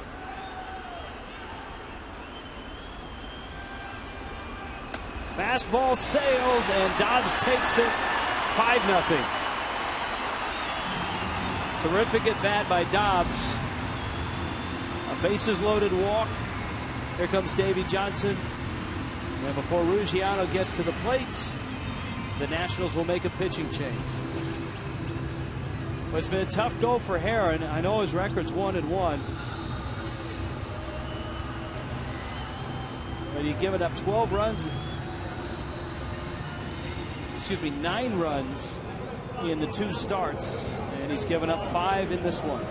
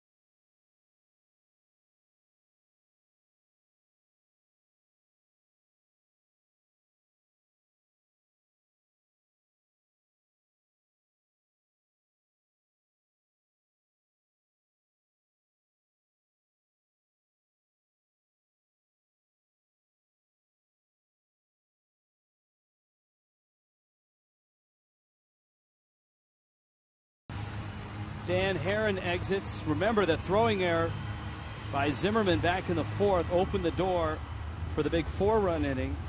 But the Marlins, banging out 3 hits and getting a bases-loaded walk, have chased Herron here in the 5th. Craig Stammen out of the bullpen. Still loaded. Here's Ruggiano, who's 1 for 2 with an RBI single.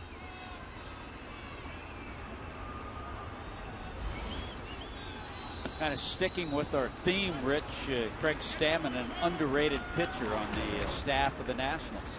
He was 6-1 last year, a guy who gives them multiple innings. Got a good fastball and slider, generally works fast out there.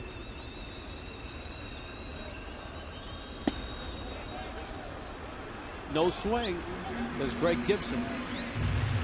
2-0.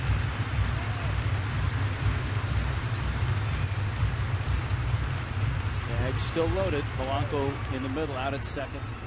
Pierre and Dobbs on the corners. Ruggiano waiting on a 2-0 pitch. He gets a good fastball and hammers it fair down the line. Pierre will score. Polanco will score. Dobbs to third. Ruggiano again. He's driven in 3 tonight.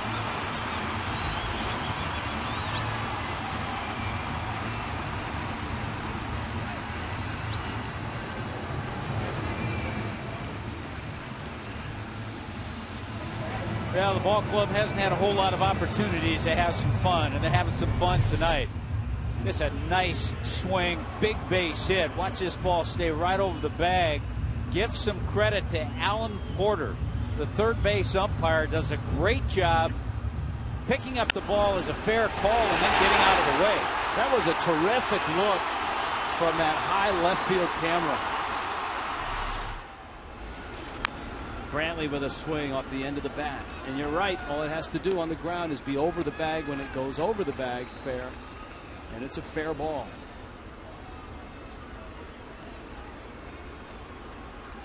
Marlins 4 for 5 tonight with runners in scoring position. Infield's in, trying to choke off these 2 runs.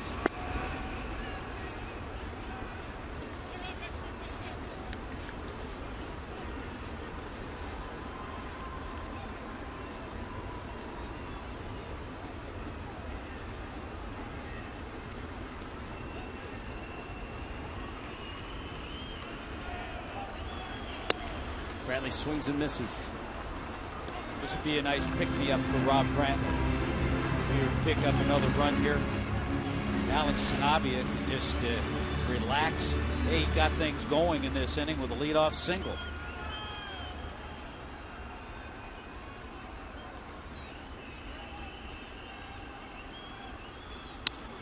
Brantley pokes one, diving stop. Zimmerman knocks it down, and Brantley is across the bag. Zimmerman with a lunge, just got a glove on it. And so Brantley has an infield hit. Bags are loaded. Here's Echeverria.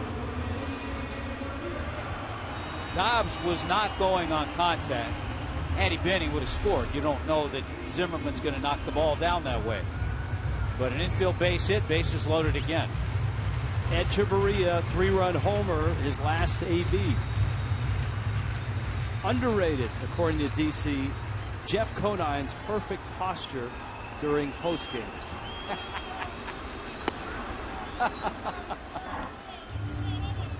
And then there's this. Over the Clevelander.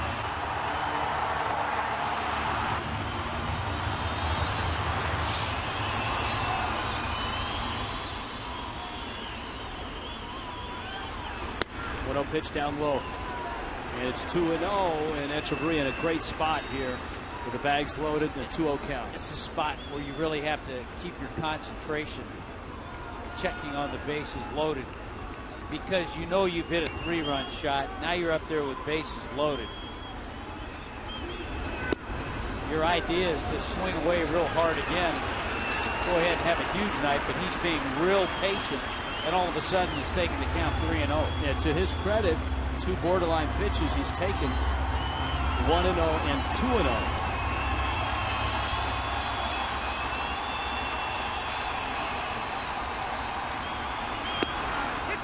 That's a strike at the knees. Mr. Dimples wants to know, who are these people and what have they done to the Marlins?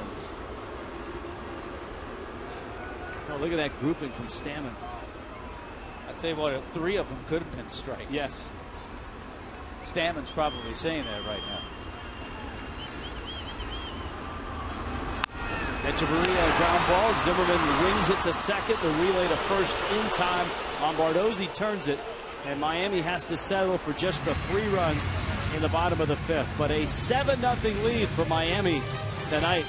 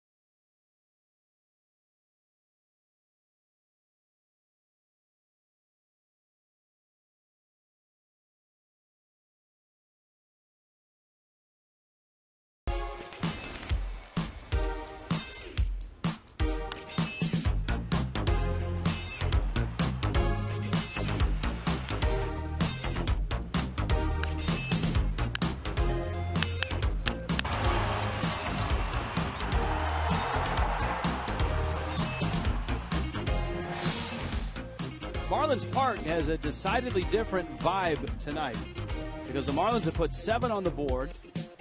Alex Sanabia struggled early but has tightened up of late, and he's got a 3-hit shutout going into the 6th. Zimmerman takes a breaking ball for a strike. Ryan Zimmerman, Adam LaRoche, Ian Desmond here in the 6th inning. Sanabia got a double play ball to erase a base runner in the 1st, also walked a guy, left 2 on in the 2nd, 2 more on in the 3rd. So he's retired now 7 in a row with a 1, 2, 3, 4th, and 5th. There've been a number of the Marlins starters have shutouts into the 5th or 6th inning. But tonight, Sanabia has 7 runs. Got a nice cushion.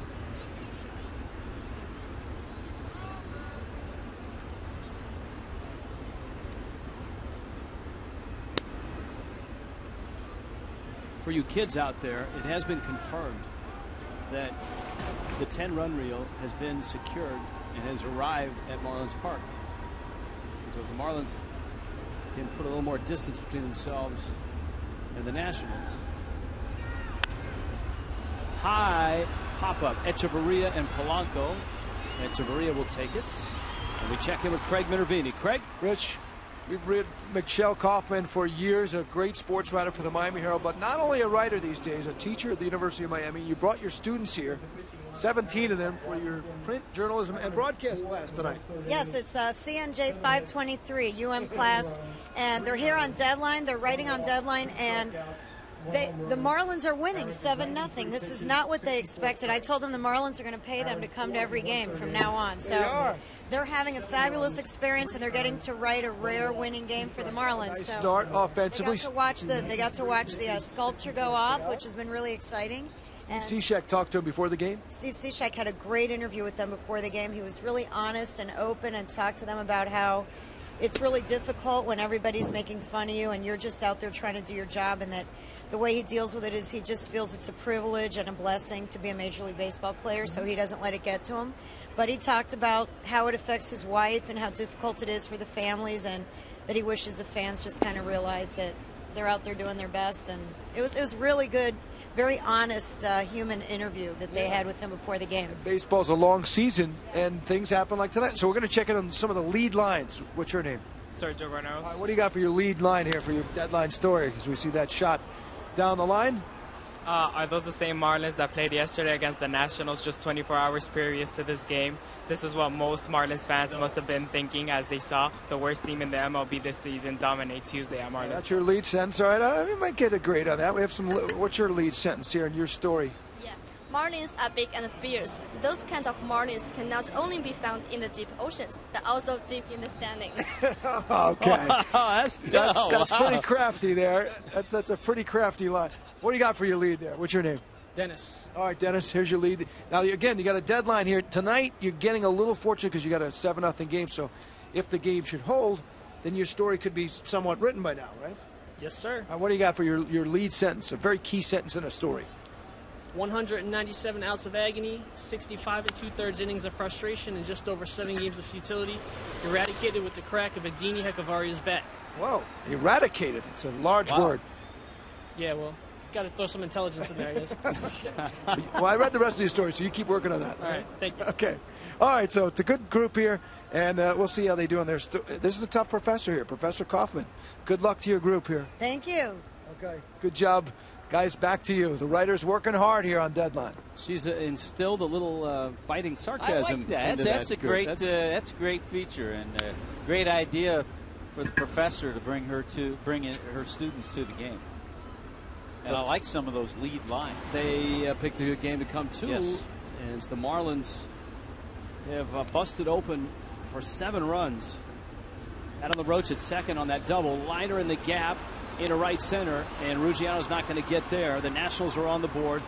Tyler Moore, who drove in 3 last night, has an RBI here.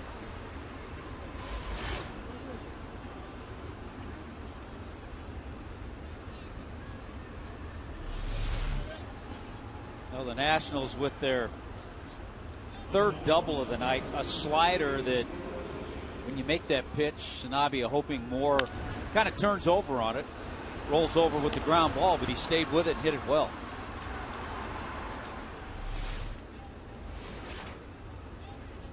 Nationals have 5 hits in the game, 3 of them doubles. Here's Lombardozzi. He smacks one in the gap, left center field. That one is in. Ruggiano a sliding pickup. And Lombardozzi, 4th double for the Nationals, who climb back to a 5-run deficit, make it 7-2. That's some good hitting by both Moore and Lombardozzi.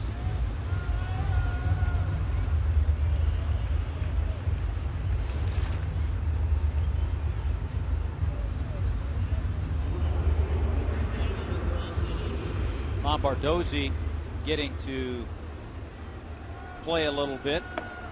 We talked about it last night, the injury to Danny Espinosa. He was hit by a pitch. Davey Johnson expects him to be in there in a day or 2. Chuck Hernandez, Miami's pitching coach, on the way out to talk to Sanabia. And while we have a moment, let's go from tweets and emails to our Cholula Hot Sauce Spotlight. I want to say the pride of Wailuku, but certainly he shares it with Shane Victorino. Surfing, baseball. His parents from Japan. Attended Cal State Fullerton. He surfs, though. Victorino's told us he never surfed. Yeah, but Victorino has been on Hawaii 5-0. Yeah, that he has him. He has him on that. That's pretty cool.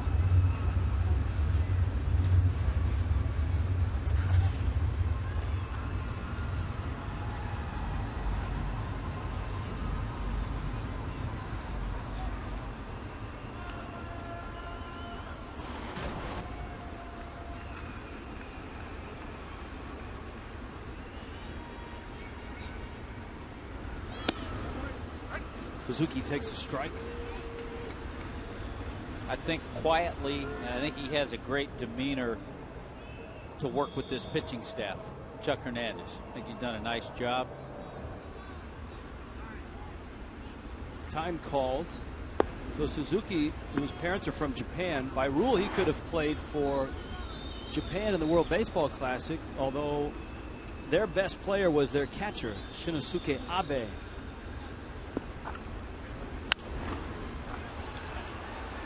Pop up. Dobbs makes the catch. So Sanabia gets out of the 6th. He gives up a couple runs. Miami holding a 7-2 lead.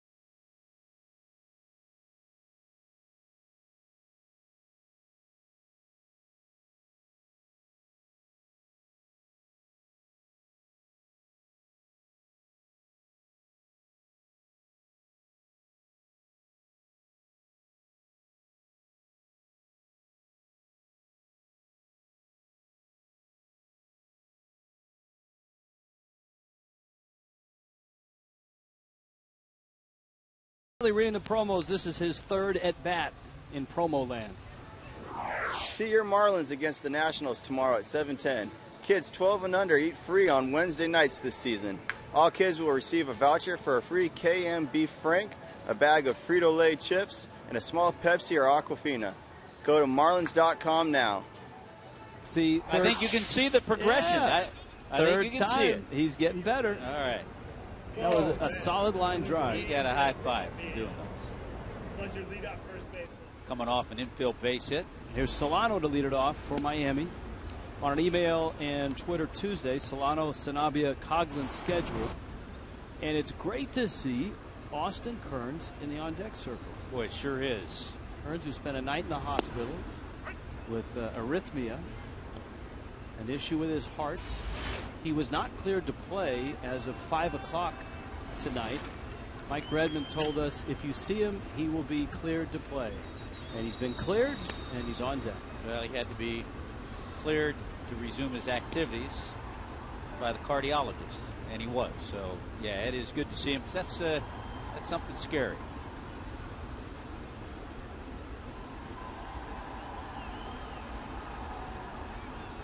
Here's the 2-1. Well, Tapper, Zimmerman in time to get the out. Boy, he continues to lead LaRoche into the runner and into the baseline. 1 out. Social media night. If you want to do it the old-fashioned way and do it email-wise, go to foxsportsflorida.com. Click on Game Connect, and then ask the broadcast.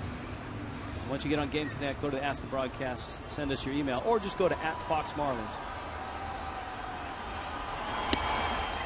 Rich, do you think, and I think as Austin Kearns steps in here, down the road, it might be a tough decision for Davey Johnson to make a defensive move with Ryan Zimmerman late in games. That's a tough call. Well, I think In talking to Davey yesterday about Zimmerman in particular, he thinks that Zimmerman is a good enough player that he's going to iron out the issues. He thought last year the mechanical issues, the effect of the shoulder injury, and what he's experiencing now are the residual effects of dropping out of his natural arm slot and having trouble getting back to that spot. We hear that so much. But he was so used to it because of the injury. We hear that so much about pitchers. You rarely hear it about infielders.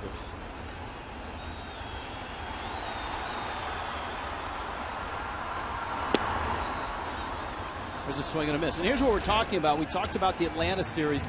He had an error in every game, and the first two were very costly.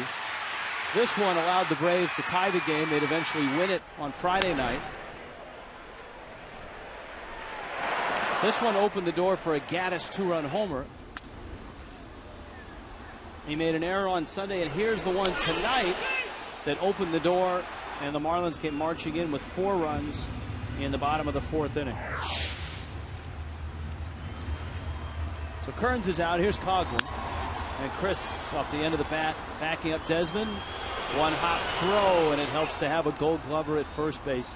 Nice play by Desmond, and an even better play by Adam LaRoche.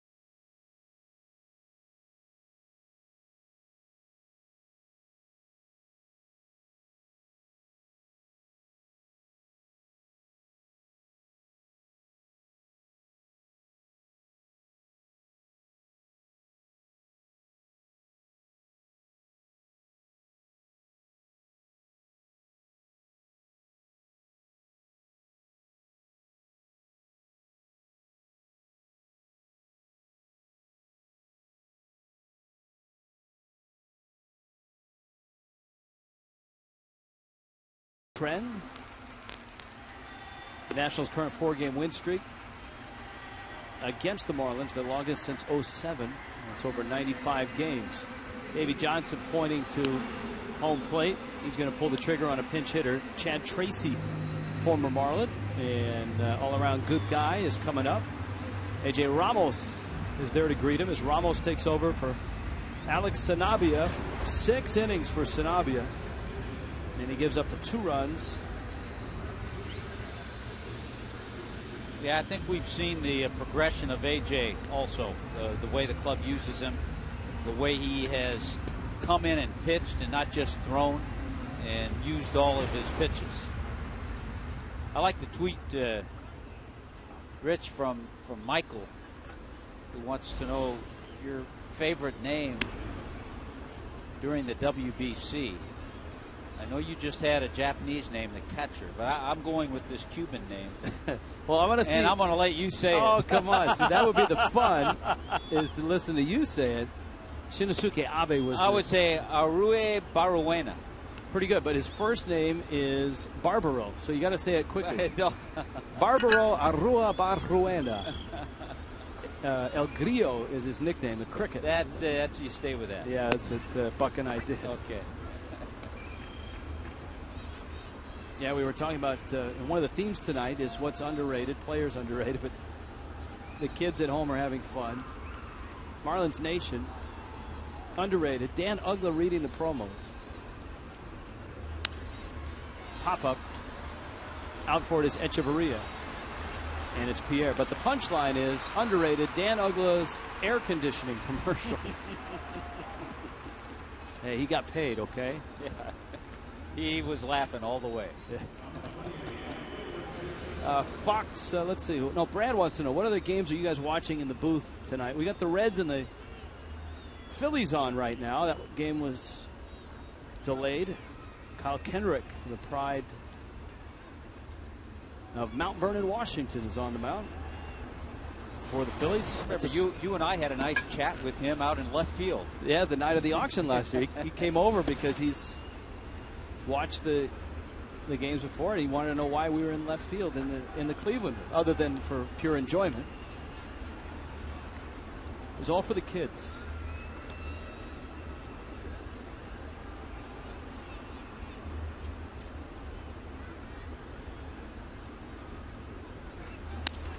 Worth going after a low fastball, golfs it deep down the left field line. That's a titanic shot. It's foul, but I mean, that was a roof scraper. Hey, they've actually started, and they're in the second inning of that second game, the doubleheader in Denver, and the temperatures right now in the second game have to be in the low 30s. There are piles of snow in the bullpen. Let's pull up the AccuWeather forecast for Denver right now.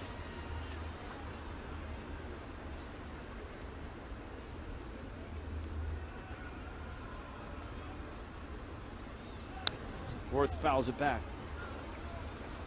Let's see if I've got Denver on my. I do if you don't. Yeah, I've got to add them. I might as well because we're headed there later in the year.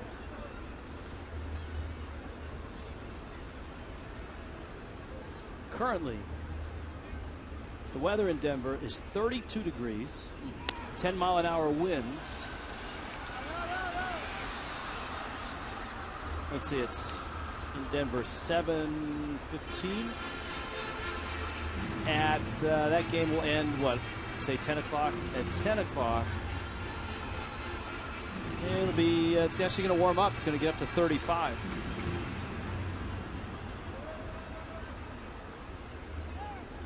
And they're calling for snow again tomorrow.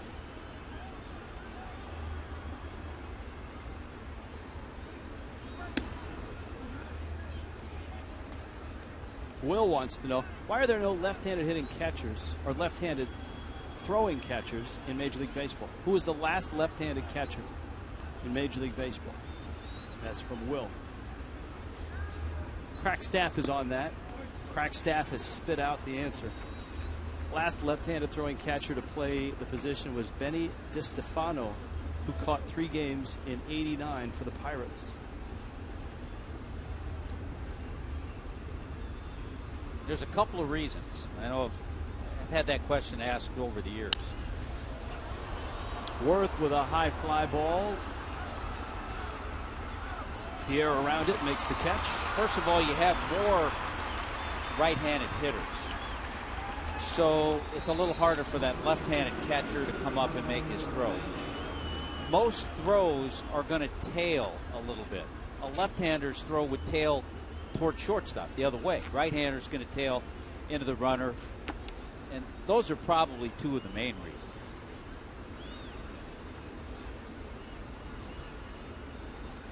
Roger Bernardino. And I think our fan thought of it when we saw the guy from Canada who caught the home run ball. His son had a left-handed catcher's mitt. I recognize stuff like that. His son was sitting there, had a left-handed catcher's mitt. It's because you played in Canada.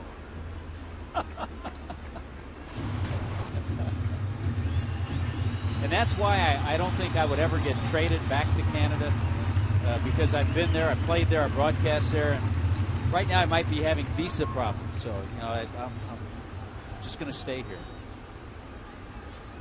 0-2. Ramos with a breaking ball, misses down low.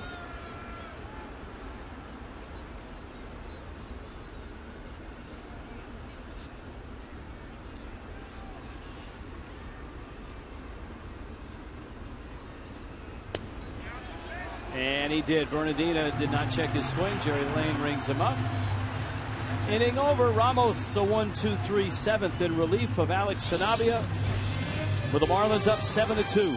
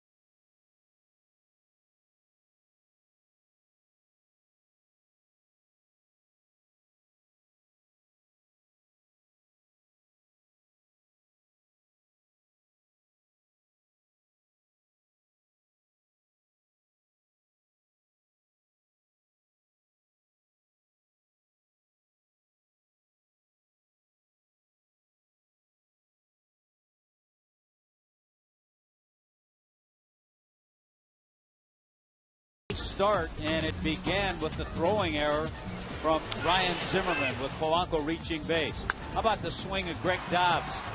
Ball hit down the left field line. Ruggiano got a base hit. Balls were starting to drop. The big hit in the inning, the 3-run shot by Adeiny Hechavarria. Marlins' first home run. Alex Sanabria gets things going in the 5th inning. JP with a nice little single into center field. Polanco, inside out swing. Dobbs walks with the bases loaded. And again, Ruggiano comes through with a big hit. This one over the line, out of the dancing steps of Alan Porter. 2 runs come in to score. So back-to-back innings for the Marlins. And just like that, it's a 7-2 lead. And we've had fun tonight. Yeah. It's an email Twitter Tuesday, and it's a new pitcher on the mound for the Nationals of Washington, the hard-throwing right-hander, Henry Rodriguez.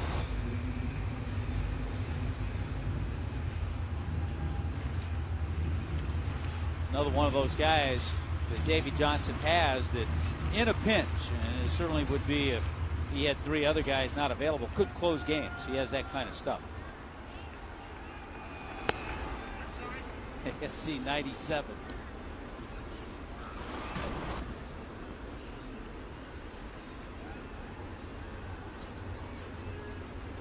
Pierre tonight, a couple of hits.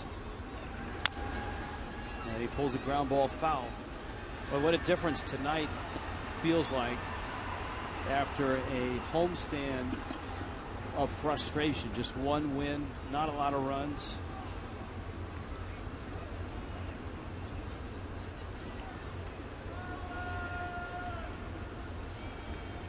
Marlins have done the little things right and the big things right.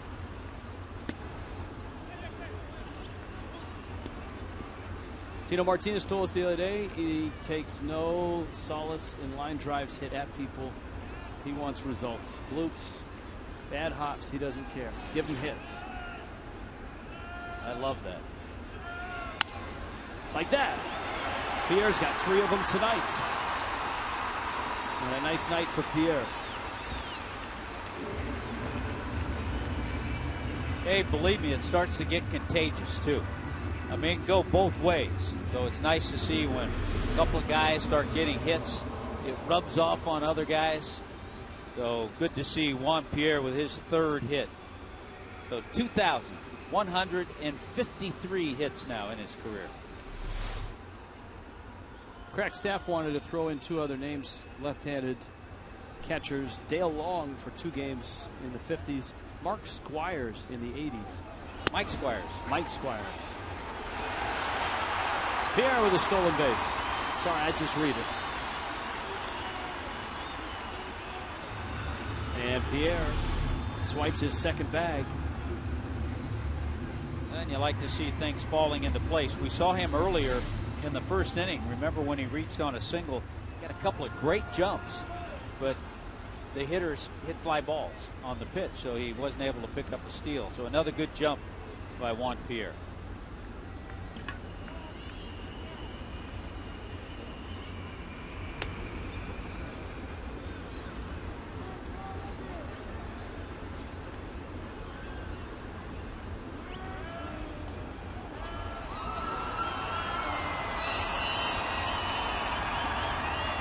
Dan Uggla has homered. And if we're going to talk about his air conditioning commercials, we have to mention that he's homered. Yeah, he heard us talking about those commercials. His name still is Dan Uggla with 5-2 Braves on top of the Royals. Midway through.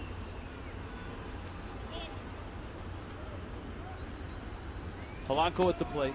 Placido 1 for 3. He's flied out, reached on an error, and singled. He scored a couple runs.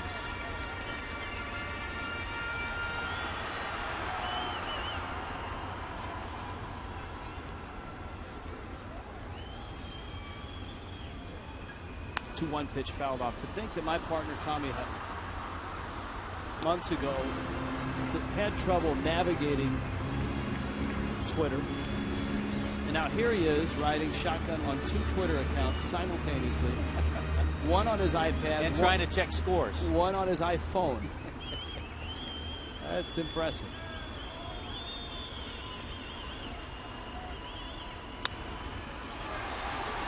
Little pop, and it's going to be caught. A sliding catch. We told you Bernardina is an exceptional outfielder. The guys that wear the shark hats at Nationals Park, the Sharkadinas, would be pleased with that effort. That's a tremendous play. Look at the grace in that effort by Bernardina. Great catch. Just a nice slide.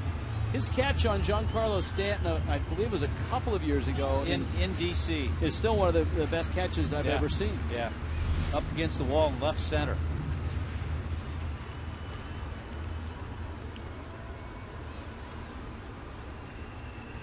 So Polanco robbed. Dobbs is up. Bases loaded, walk, a single. Pierre is running, and he's going to steal third. And Dobbs took the pitch all the way as he had a clear shot of the jump that Juan Pierre got.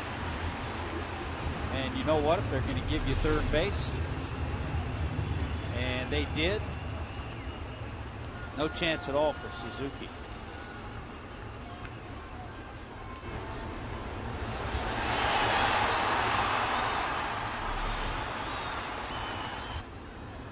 Infield drawn in.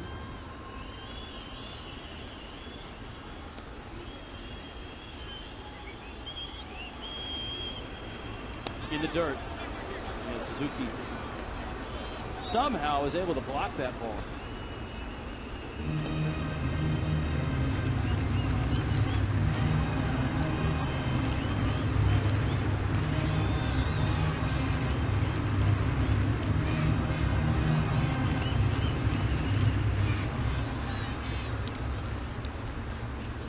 Dobbs up there. This is that Greg Dobbs spot. Runner at third, less than 2 outs.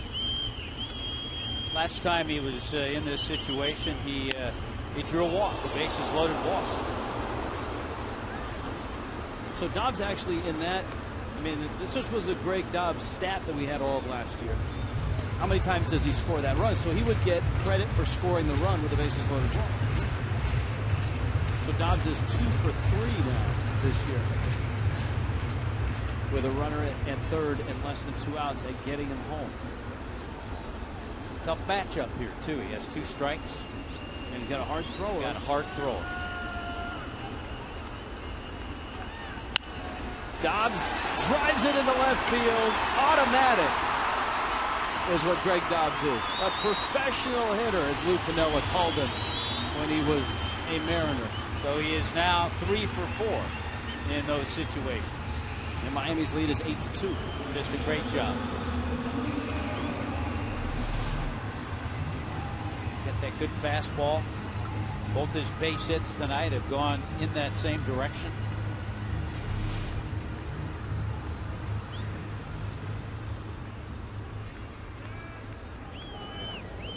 So Ruggiano is up. Dobbs is at first. And a breaking ball on the outside corner is a strike.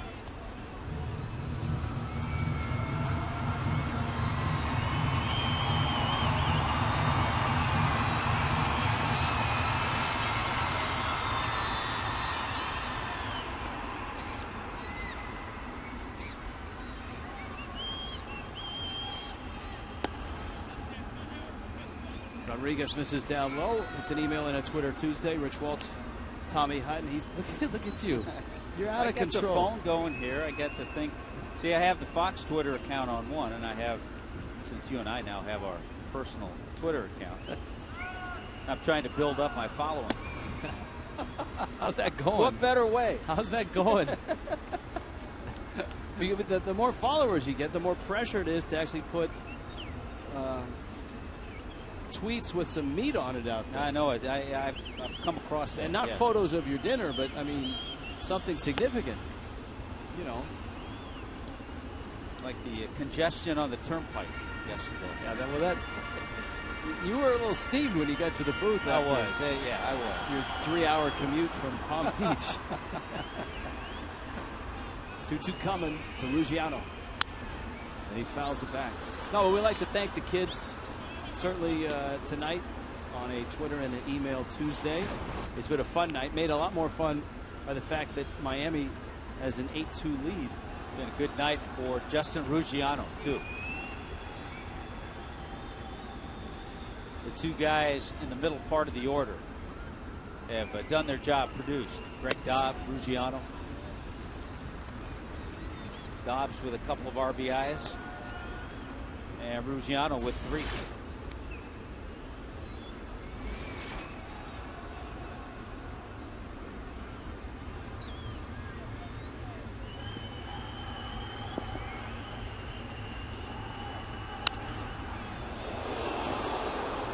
That one lined into the seats.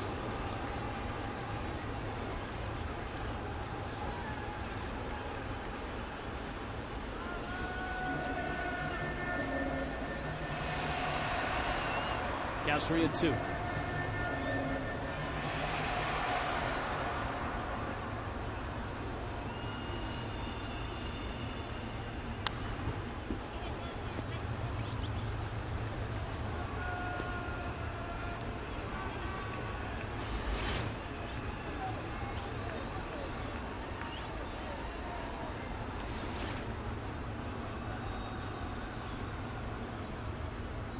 Ruggiano giving the hard thrower a pretty good battle.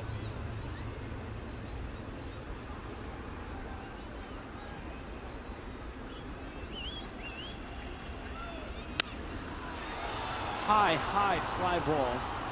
Tyler Moore tracking. And he makes the catch. Dobbs retreats to first. Ruggiano is out. And up comes Rob Brantley. This homestand in this series and tomorrow night, 7:10 start, 6:30 for Marlins Live. Ricky Nolasco, Ross Detweiler, another lefty. The Marlins have seen a bunch of lefties. And they get Detweiler tomorrow night. Detweiler's ERA minuscule, 0.69. Nolasco looking for his first win of the season. He's pitched well. Not sure who the Reds are going to throw in that first game. Because remember, they had to place Johnny Cueto on the disabled list. Unofficially, it is Tony Cingrani. Of course, that is pending a roster move. Brantley to center. Bernardino is out there and he makes the catch. Miami gets a run. Juan Pierre single. Stolen base, and then the dobber.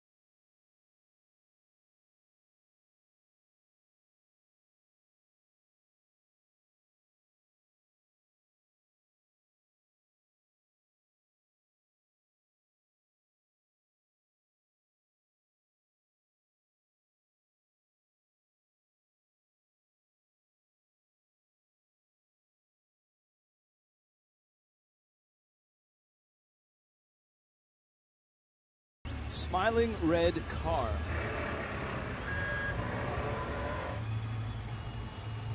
Ross Detweiler and Ricky Nolasco are your Chevron starters for tomorrow night's ball game. Told you Detweiler, the lefty, in his 2 starts. Very good.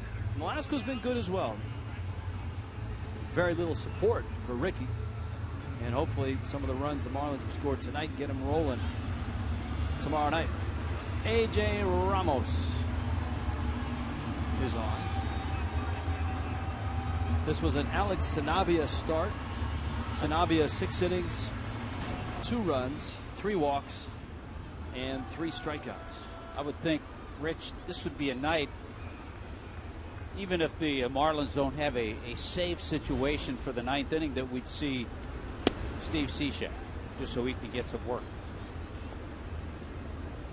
Rick Pitino is a season ticket holder here at Marlins Park. Feeling pretty good right now. Oh, in what, 24 hours time, he was elected to the College Basketball Hall of Fame. He won the national championship, and I think his son was named the head coach at Minnesota. That was a pretty good 24 hours.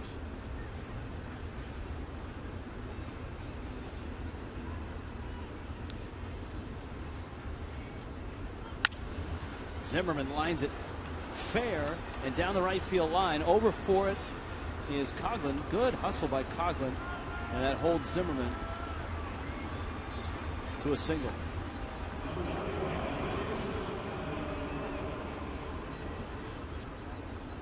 So we see Dick Vitale when we go over to Tampa. Good to see Rick Pitino. National championships at 2 different schools.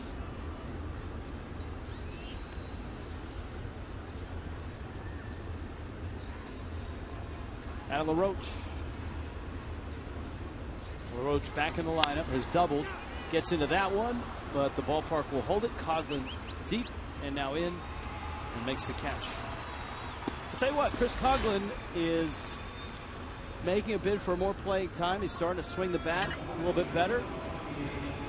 Coghlan an 0 for 4 tonight. He's hit hard tonight. He had 2 hits and, of course, had the game winner over the weekend. But the fact that he can play right field, center, and left helps. Yeah, I think when we see Giancarlo get back in the lineup, when he's healthy and he's playing right field, I think what we'll see with Chris Coghlan, we'll see him be able to spell Juan Pierre in left field occasionally. We'll be able to see him spell Justin Ruggiano in center. Because of the fact, as you just mentioned, he can't play all 3 of those outfield positions. Here's a question for you. Who's Miami's designated hitter on this road trip in Minneapolis? Well, I think you just have to get a feel for who's healthy. I mean, you could DH a Juan Pierre if you wanted to give him a night off from playing. It could be a stand.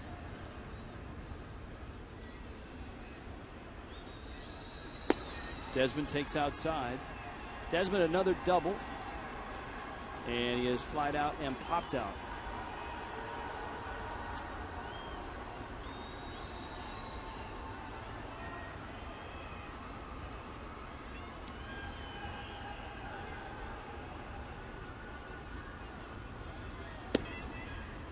Ramos misses in. A.J. Ramos into his 2nd inning in relief. Sanabia the first 6.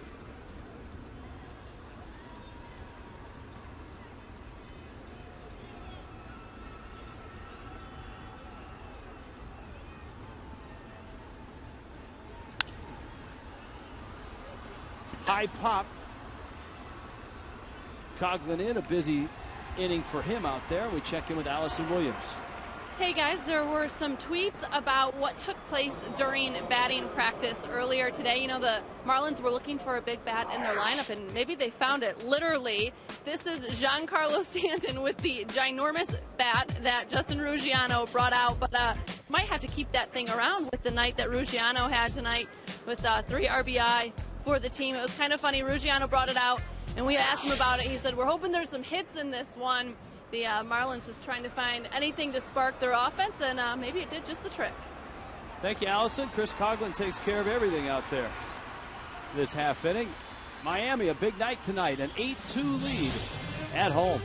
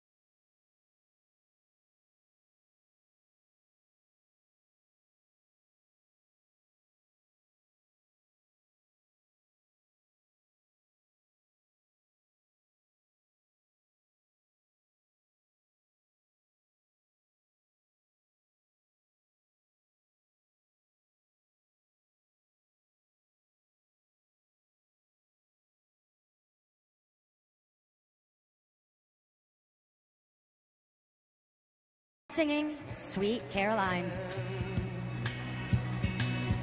Touching hands, reaching out, touching me, touching you. Sweet Caroline, good times never seem so good. I've been inclined to believe there never was, but now I look at the night and it don't seem so lonely. Moment to go here at Marlins Park, the tradition at Fenway Park, Sweet Caroline. And a salute to those in Boston here in an 8-2 Miami lead. Ryan Matthews is in the ball game for the Nationals. Danny Echeverria at the plate. Miami on top, and they've done it with some big hits. Echeverria had the biggest, a 3-run homer back in a 4-run fourth inning.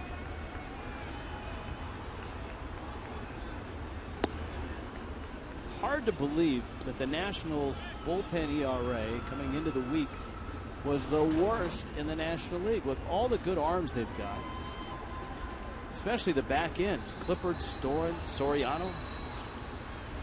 Yeah, that was one of those amazing stats. You know, Zimmerman may have trouble throwing it, but he is one of the best at picking it. He has no trouble getting it. That's for sure. Hey, just to show you how quickly things can turn.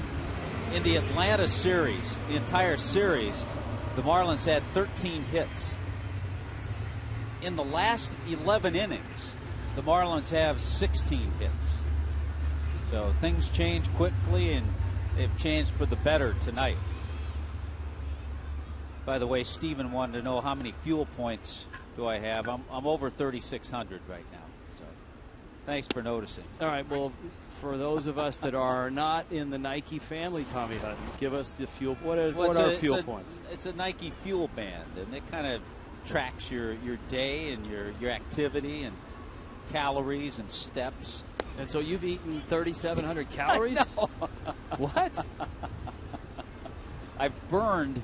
You have goals, and you have 3,000, 3,500. So I've burned fuel. And at the at the cost of gas nowadays. Donovan Solano So, is the Steve, hitter. thanks for noticing.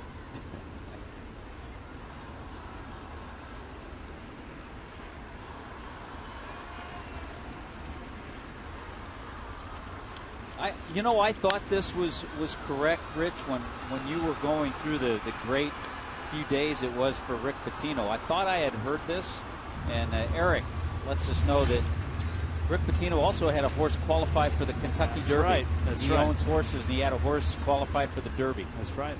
It was a pretty good weekend for him.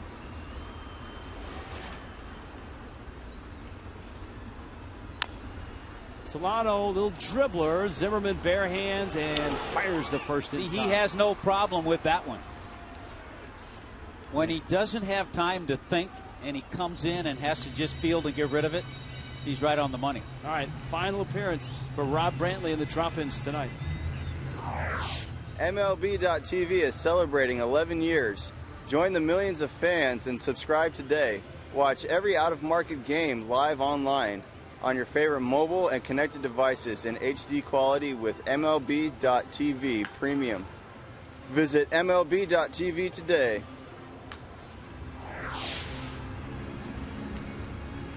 I like number 3 the best. And like spring training, he was going through that dead arm period.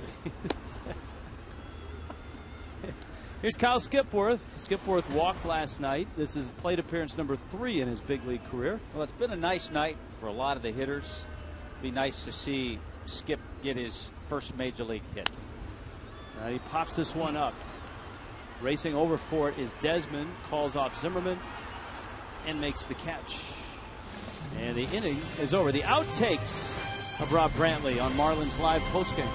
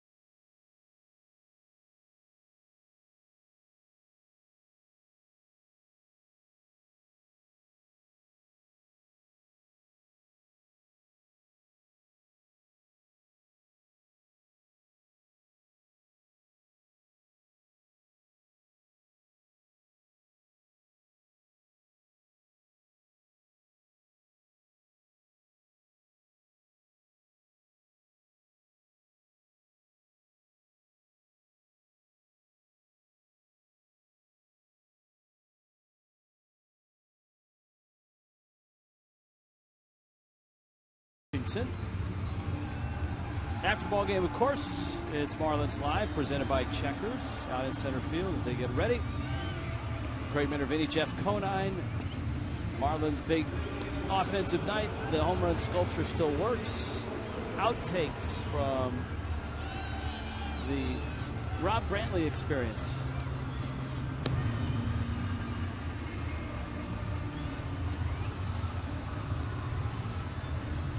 Mike Dunn comes in. Dunn takes over for A.J. Ramos. Nice job by Ramos. 2 scoreless innings, adding to Sanabia's 6 innings of 2-run work.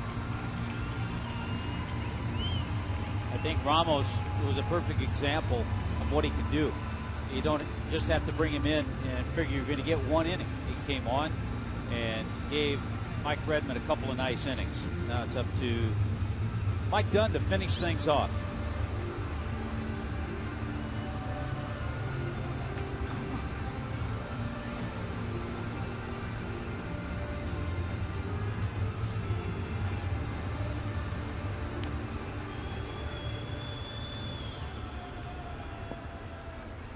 Michael wants to know, what's the story behind Sweet Caroline and the tradition in Boston? That's the seventh inning stretch song that for so many years they have sung in Boston, and it's such a great tradition. And it's one of the things, if you are able to go to a ball game at Fenway Park, you'll always remember, because the crowd is so into it. Oh, they are into it. It's unbelievable. It really is. It's a special, it's one of those baseball traditions that you come away from and you'll always remember it. And that's why, as you pointed out, the Yankees are actually doing that tonight. The Marlins have done it. I'll bet you there's a few other teams around baseball that are doing that. And it shows you something with the Yankees doing it, with their tremendous rivalry. Steve Lombardozzi pulls one into left field, a base hit. Our social media poll tonight.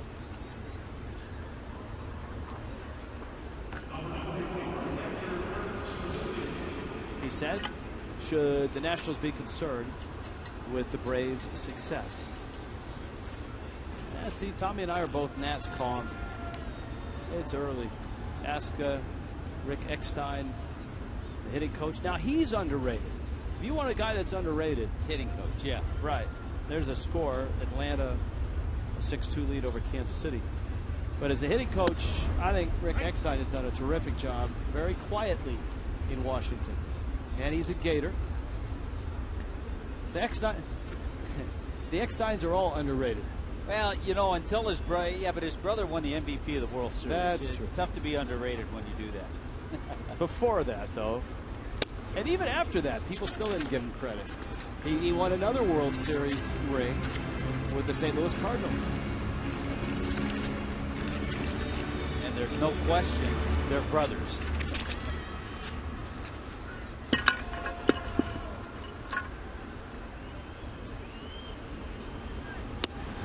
Suzuki takes away 2-1.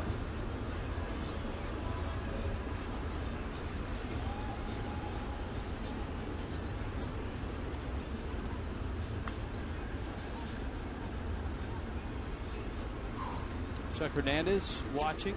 Another solid start from a Marlins starter. I know last night was a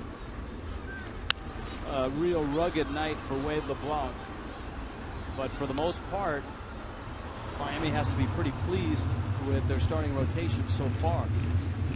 Sanabia is in line to pick up his second win of the season. Now, Wade LeBlanc knows the main thing he needs to work on is coming out there and having a clean first inning, and I think that'll set the tone.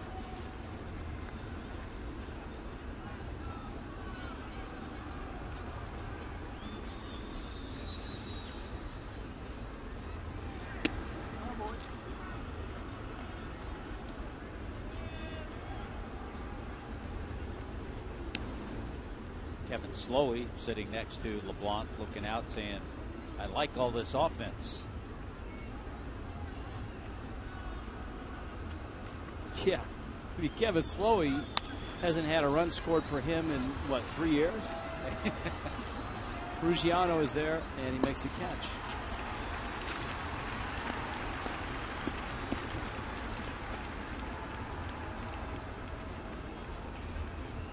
Miami did get a run in the game Slowey pitched, but the Marlins lost that game 2-1. Where the Phillies got a run in the top of the ninth on the Knicks home run. And it's Knicks. Mike Dunn can get a quick scouting report from his second baseman on this pinch hitter. That's right. Jonathan Solano, Donovan Solano. I believe the 12th in Donovan's case and 13th in Jonathan's case. Colombian-born players to get to the big leagues. And they did it in a short period of time last year. Jonathan got his first hit in this ballpark. Donovan got his first hit in this ballpark.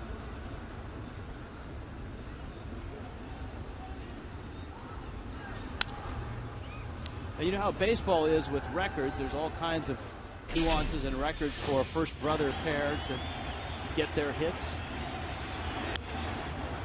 A Heath Bell appearance, and there's mom and dad. Look, remember, they would wear the jersey and then every day switch the next night. Mom and dad aren't here for this series. But the brothers certainly spending time together. We hope mom and dad are watching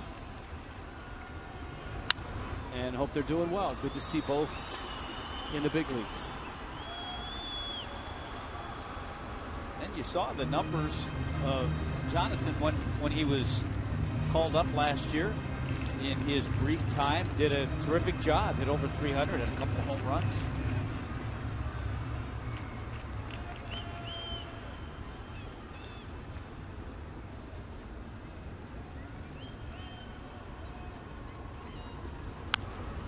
But the weather looks nasty in Cincinnati, and that's where the Marlins are headed tomorrow night.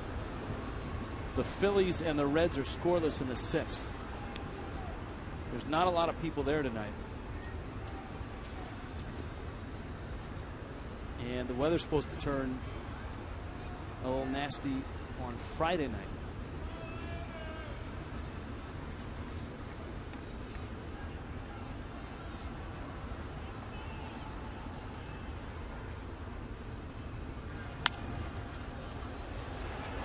Donovan Echeverria, and once Solano starts the double play, Jonathan rolls into a game-ender ball game, and the Marlins win it. Mike Dunn finishes a big night for the Bats as Miami puts an 8th spot on the board, and for a struggling team, especially with the Bats, this has to be an enormous relief tonight to bust loose and win this ball game in this fashion. 3-run homer by Adeiny Echeverria. One of the big blows tonight as Miami takes care of Washington 8-2.